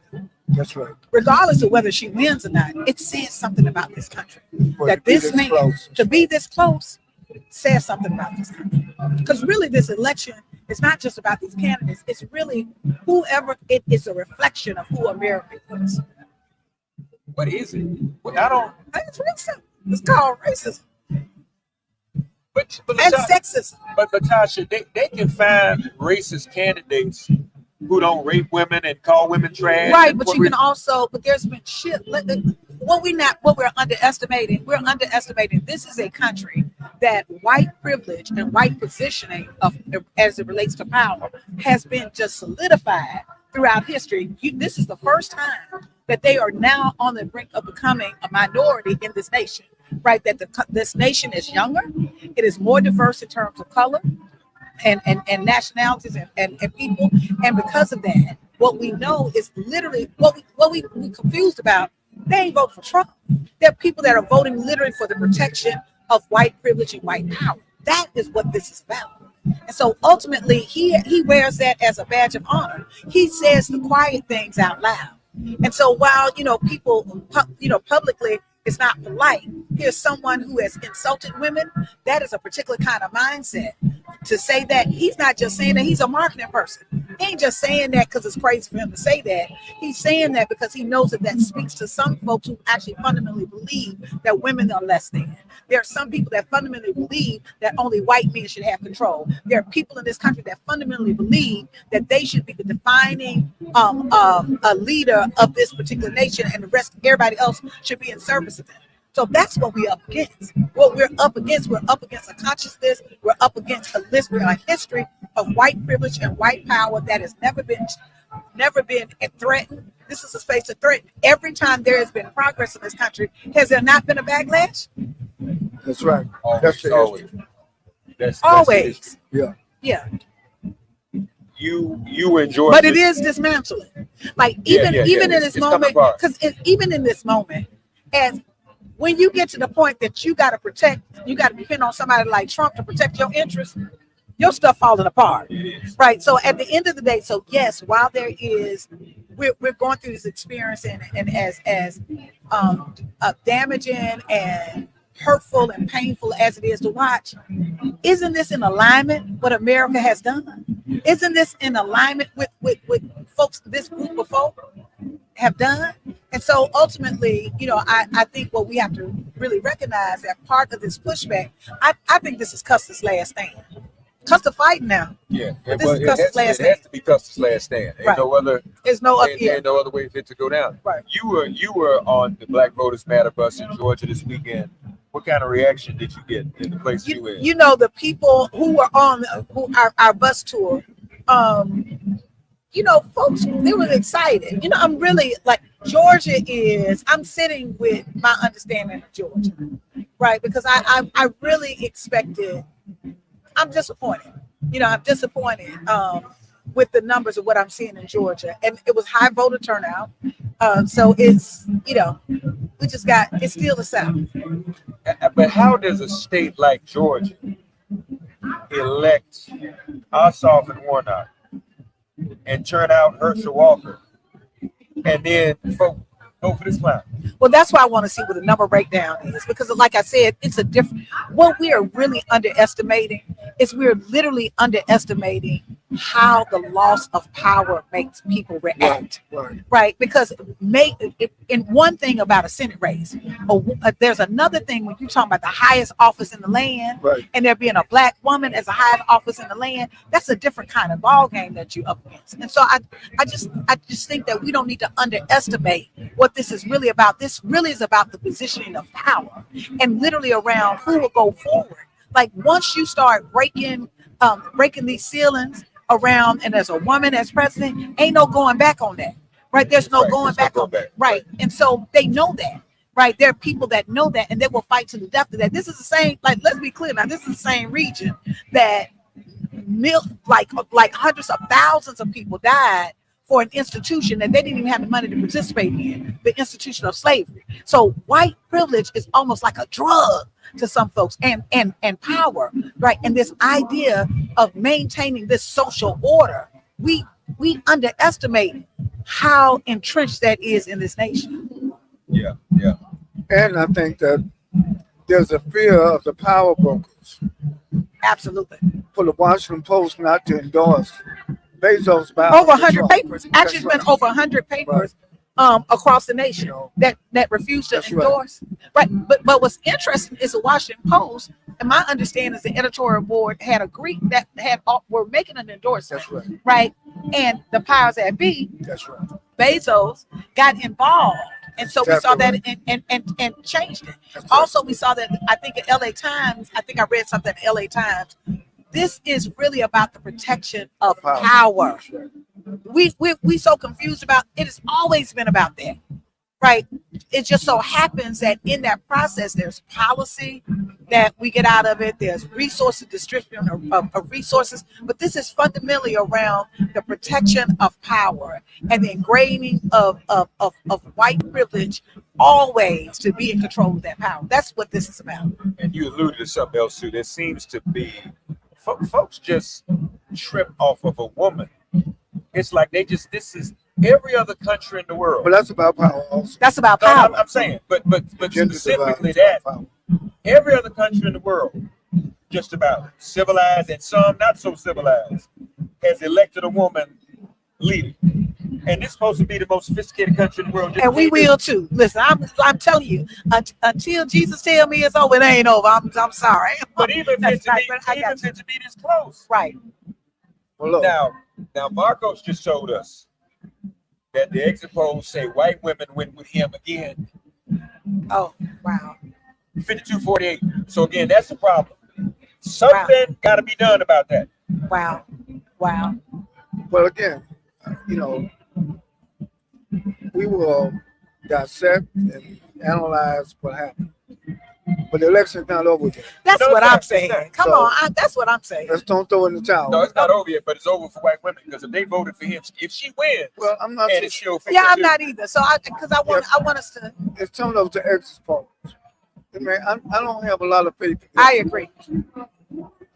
You have more faith in white women than exit polls? No, I have more faith in both. I'm just saying that exit polls across the board are only a glimpse at that particular time, and we're always underpolled. We're always underglimpsed, you know. So, hey, and I'm not turning in on the God factor. Me either. I'm with it. I'm with it. Until I'm with it too. It ain't over till it's over. I think that there's a greater analysis that we can have after this that we really should talk about. But I also want to lift up all of the brothers and sisters that are listening out there, because I want to keep them lifted up. Y'all, resistance is not fruitful. That at futile. Like ultimately, what we got to really recognize is that we are making strides. Like there is a sister. I don't care what there is a sister at the top of the ticket that is giving like this whole institution of whiteness hell. Now we don't want to think that's a big deal that we're even in this space. We should be in a further place, right? And I am hoping and prayerful and believing that she is going to win. But ultimately, we've got to recognize we've never dealt with the institution of racism in this country yet. This is a country that we can't even have a real honest conversation about reparations in this country, right? That tells you where racism is. Even if she wins, that still tells us where racism is in this country. That's absolutely true. No, you're right. It's something going on here. We cannot continue to sweep it under the rug. No, we can't. It's got to be addressed. We're gonna have to deal with it, y'all. We got to deal with it. Well, look, I just want to, before we leave, Black voters matter. It's made a big difference. Thank you for your leadership. Look, man, I know this sister when she was very young, growing up in Alabama. Listen, I'm so proud of what you and others have done and continue to do. Thank you. So I don't want us to get our spirits broken. That's what I'm saying. Like, come on. Continue to stand up, speak out, and anything. We have to draw the learnings. What did we learn from this election? What did we learn from this election? I agree. I do think that I want to lift up something because I don't want, because there's some white women that I've been working with and organizing around this election that I'm so proud of. Right? No, I'm serious. I have seen that there is a new coalition rising up in this country. Right, that are made up of people of color, of white folks, of rural people, of urban folks, of Black, Latinos, all across AAPI. So I don't want us to marginalize. We can't throw, because there is a group of folk who are on some other stuff right now. It can't overshadow that there is a new coalition of people that are organizing themselves and lining up more than I've ever seen in my lifetime to really be able to come together. And so we got to note that up. That's the good news. Well, I just want to say it. My tone is because I was radicalized the day after she got on the ticket. I was on the White Women for Harris Zoom call. Got it. And them white women wore each other out. They called each other to account. They said, we got to do this because we didn't do it. Right. So I know some of them. I know some of the ones you talking about. That's right. They gonna go get the others. They gonna go get them. They gonna go get them. But I'm just saying. But there's still work to be done. That's why I think we severely underestimate how white power and white privilege. Y'all, this country been in existence, 400 years? 400. 1776. What is it? 400? 250. 250. I mean, the process about 250. But you got what I'm saying. Yeah. I'm way off. I say 400 from 1700. I'm tired, y'all. You're thinking about us. I'm thinking about 1690. I'm thinking about us, right? But as a country, like we've got 2.5 centuries as a country that literally racism has been the predominant power center. So I don't expect 12 years or 20 years for that to just dissipate and go away. We got to do the work. We've got to do the work. And I do believe the good news is there's a generation of young folks that are coming along. They have a whole different kind of orientation, political orientation. They have a whole different kind of orientation around race and gender and power and all of that. And that gives me hope. So in this moment, we still got to deal with what we're dealing with, right? And it's still hurtful and painful that we're in this place. But I don't know what you said. My last word that I'm going to say tonight is I believe. I believe that we will win. I believe that we will win. Latasha Brown, Black Voters Matter. Thank you. Thank you so much. Thank you. Always good to see you. Always good All right, love you, my brother. All right. You look great too. Thank you for everything you do. I appreciate y'all. Thank you for everything you do. Marcos is back. Marcos has an update for us. I do. Hopefully some good news. I don't know. No good news. I wish I had that energy and that optimism. I'm sort of resigned at this point that we're just gonna have to be again in the resistance. And Ellie Mistal, our good friend Ellie, Right. he's like, black people did their job. I hope he wrote something like, I hope you Latinos and white women like getting deported and not being able to have abortion. And there is a weird sense of resignation about this election is different, because in 2016, kind of Trump came out of nowhere, right? People didn't really know who he was. He was a showman, blah, blah, blah. People know who he is now. They've seen him for the last 9 years. They knew exactly what they were voting for, and they decided that that's what they wanted. That kind of chaos and disruption and destruction was what they voted for. And it's hard to feel sorry for people who voted for it. It's too bad that good people are going to get hurt. But well, look, I think we have to learn from it. I mean, history is something that you have to extract a learning from. And I think this election is going to cause, hopefully, the majority of Americans to have some rethinking, to realize whatever opportunities were missed, but not. I don't want people just to become hopeless. I think that not only in terms of resistance, but organizing, mobilizing, I think we have to be consistent and not just wait for the next presidential race. I think there's a lot of stuff we have to do with these local communities. Some people did win tonight, and so everything is not just at the top of the ticket. It's all the way down. But certainly the top of the ticket is important.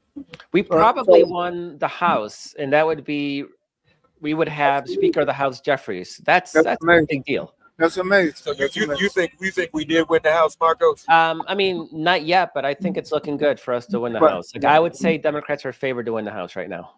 Right. That's a great thing. So look, the election is not over yet. The votes are still being counted. So let's be vigilant until we find out. And that's fair, but I will say, if there's a miracle and we wake up in the next couple of days, the votes are there, Harris is president, we're also going to celebrate. We're going to celebrate so freaking hard. No doubt about that. That does not negate the fact of how much support Trump has and what that means for our country. And I know you're not disagreeing. I'm not saying that. I'm not debating you. I totally agree. And what you said earlier, I forget how you said it, but we need to start listening to people better.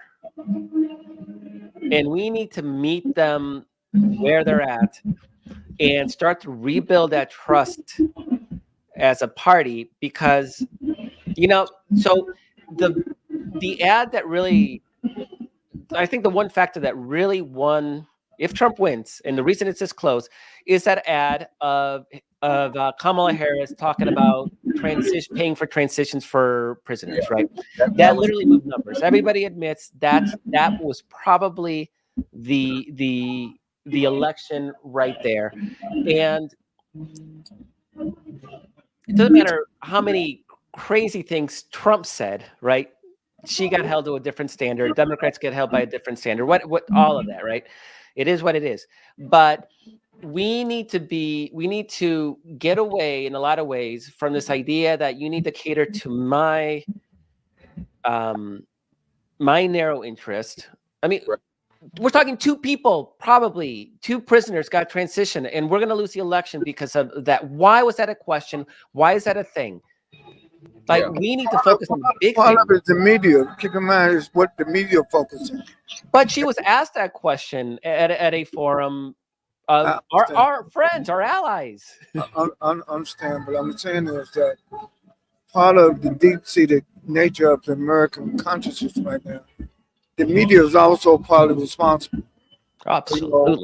For giving all that airtime. I'm talking about free airtime to the extremism, and that In fact, in order to get media time, now you have to be at the extreme. You have to do something crazy in order to get media attention in America today. And that's something that also has to be rethought. The accountability of what we put out on the airwaves, the accountability of what we focus on, and that not only lifts people up, but what pulls people down. Yeah, but there's a saying washing too in the media, right? It's Donald Trump says racist, sexist things, and the media's like, Donald Trump, pointed barbs at Harris. Like, say it. And it was at the very end that they finally got around to starting to call it what it was. For whatever reason, they were afraid to say he lies. He's racist, racially tinged comments, or racially adjacent in the vicinity of racism. No, he's a freaking racist. They could not call that. And there's also this ecosystem of right-wing media organizations, a lot of them now with these male world, young men targeted fascists, the Andrew Tates and the Joe Rogan. We have nothing like that on the left. There's no appetite to fund it. Like Daily Kos was never a recipient of big donor money and Soros money or whatever else, because they don't value that. They think the New York Times is liberal media. They buy into that bullshit idea that the New York Times is liberal, and then the New York Times sits there and sane washes Trump the entire freaking election. Yeah, they did. They sure did. They right. they let it happen. They let it happen. So it looks like, Marcos, we are on the cusp. We're in this space we're in, and there are lights here. Is she going to speak? Is that what they're saying? She's going to speak in less than 10 minutes, and they're going to make us turn out our lights. That's how I know she's going to speak, because they want us to turn our lights on because they're right in front of her. Don't envy her. Yeah, so I don't know what she's going to say at this point. Well, she's a trooper. I mean, the election not over with, Mark. She's not going to make a concession. No, yeah. You count all the votes for sure. Right. Count all the votes. So, Marcos, we thank you, buddy. I don't know how you guys are still going this late in the in the night. I'm in California and I'm dead. I know you're tired, man. I know I'm exhausted. Freedom is a constant struggle. It really is. Right. I appreciate you guys. All right, man. Talk to you tomorrow, okay? Yep. Good night. Thank you, buddy. All right, good night. Marcos Melissa's with us. We're gonna turn her light. So, Dr. Chavis, we'll carry her speech. Let me just try to get a couple things squared away here, and see what's going on. That's the plan right now. I guess, well, she can't concede. It's not over. That's what I'm saying. No. That wouldn't make any sense.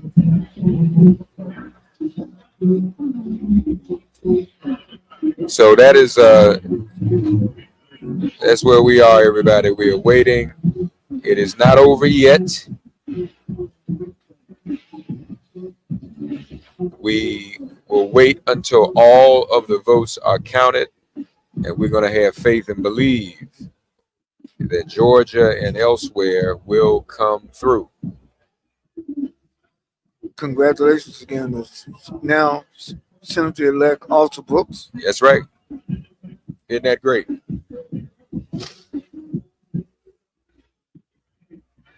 So in about 5 minutes, our lights will go down. We're going to do our best to get you the feed to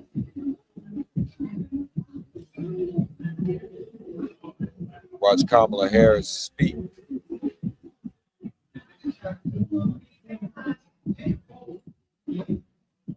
Here on the campus, again, this is historic unto itself. We're on the campus of her alma mater, Howard University. And I'm sure she will come out and speak to her supporters and quite possibly give us all a bit of hope, which we can stand. But there is obviously a lot of work to do in this country, or this place we call America.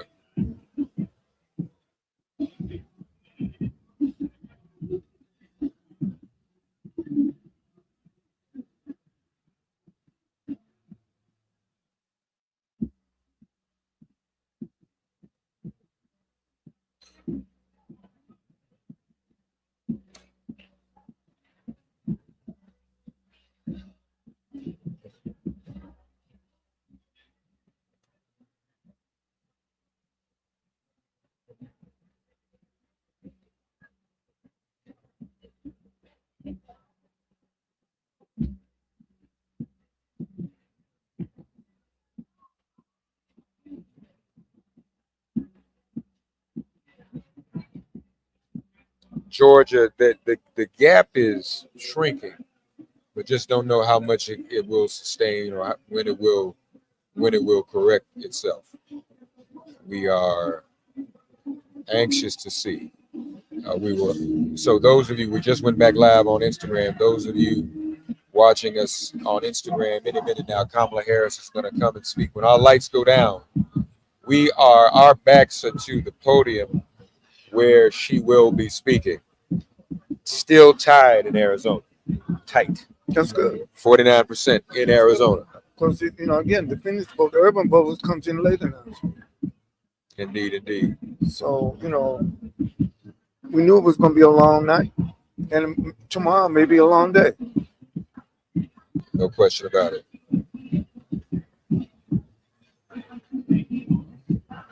All those states are too close to call.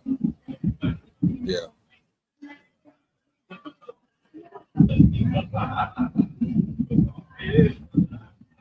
It makes a lot of sense.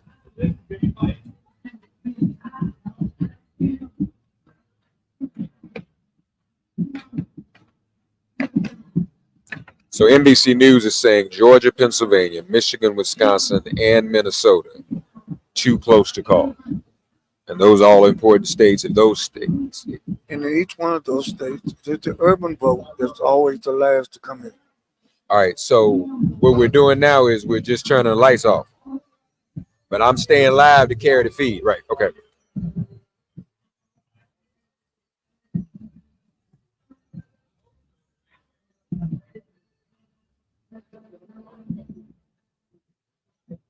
So we need to cut the lights on. 5 minutes.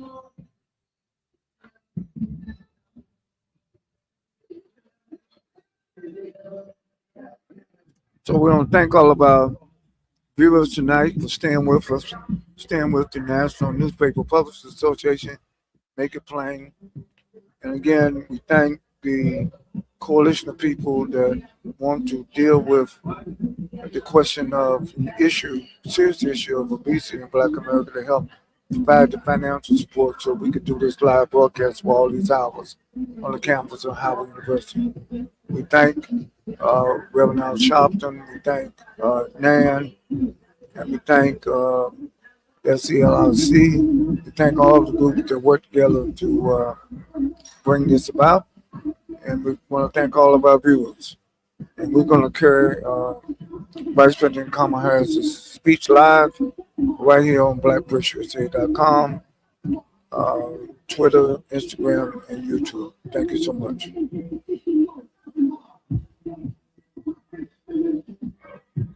Thanks again to our crew. Haley Armando is remotely working with us and for us.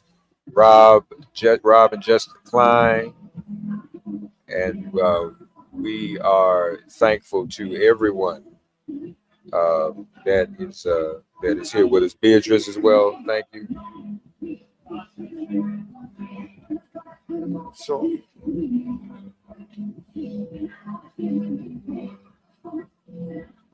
when the lights go off, we're just going to broadcast the speech. Whenever she comes out, I mean, I guess she's coming out right after, so we'll just sit here in the dark till she comes out.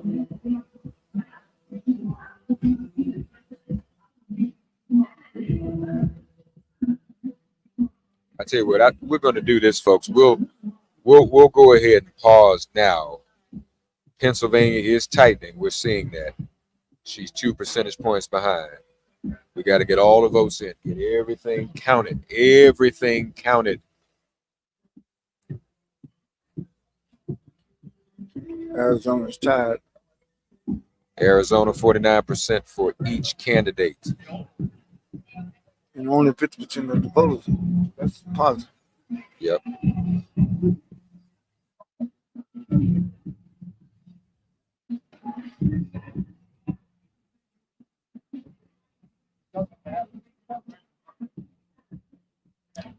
Georgia is getting a little bit tighter.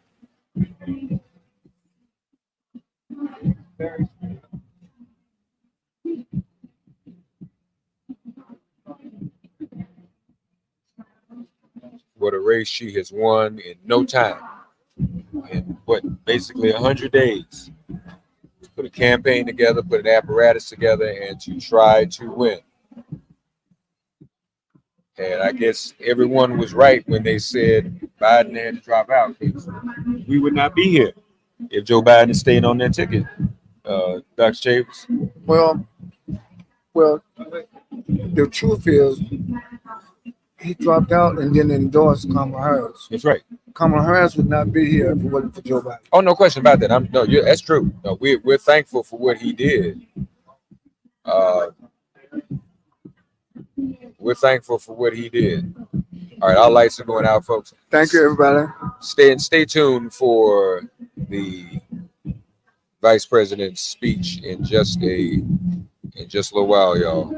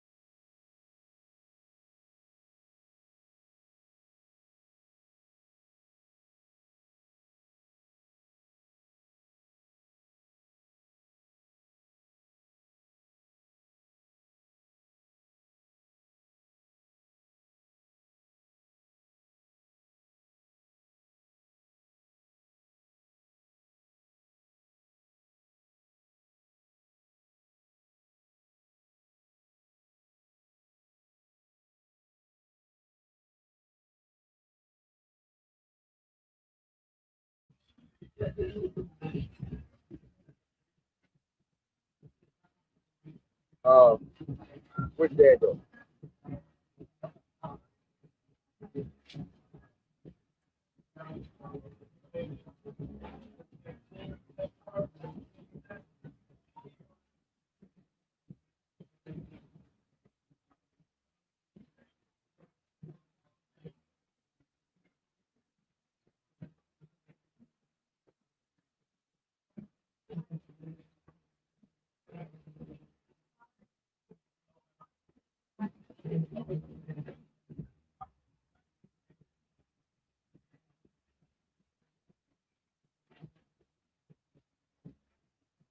Glad Jerry came on.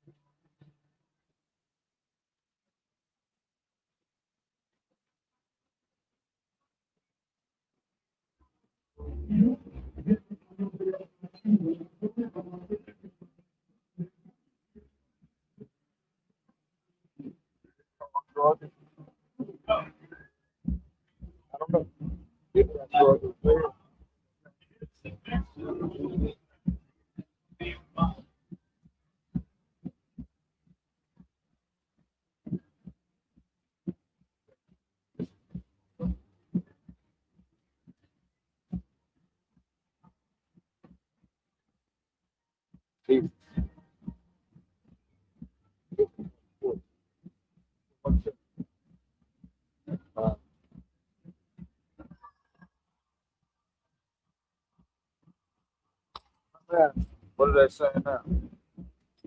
It's called the dead fish in Nebraska. No, she's not speaking. All her feet. Well, if you showed our lights out, but she's never really speaking. Gone.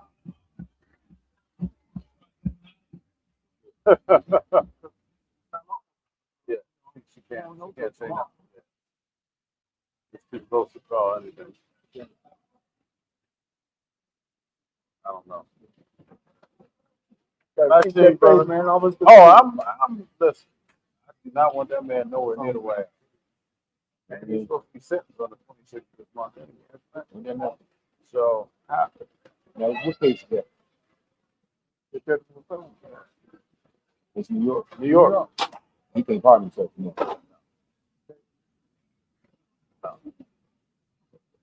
So, at least you knew just put it in Georgia. He's about to announce it now. Oh, just get out of here. All right, I'm blessed. I'm trying to find these folks. Okay.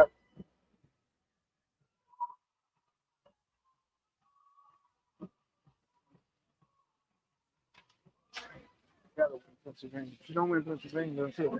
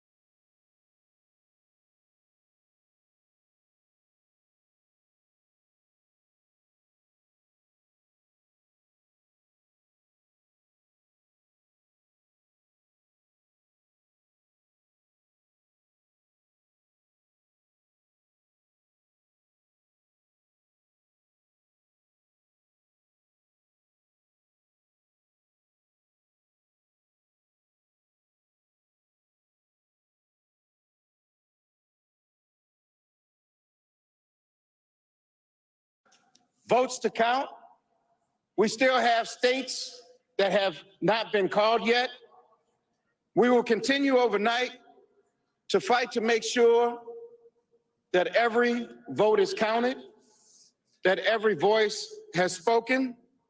So you won't hear from the vice president tonight, but you will hear from her tomorrow. She will be back here tomorrow to address not only the HU family, not only to address her supporters, but to address the nation. So thank you. We believe in you. May God bless you. May God keep you. And go HU and go Harris. Thank you all. A short and to the point statement from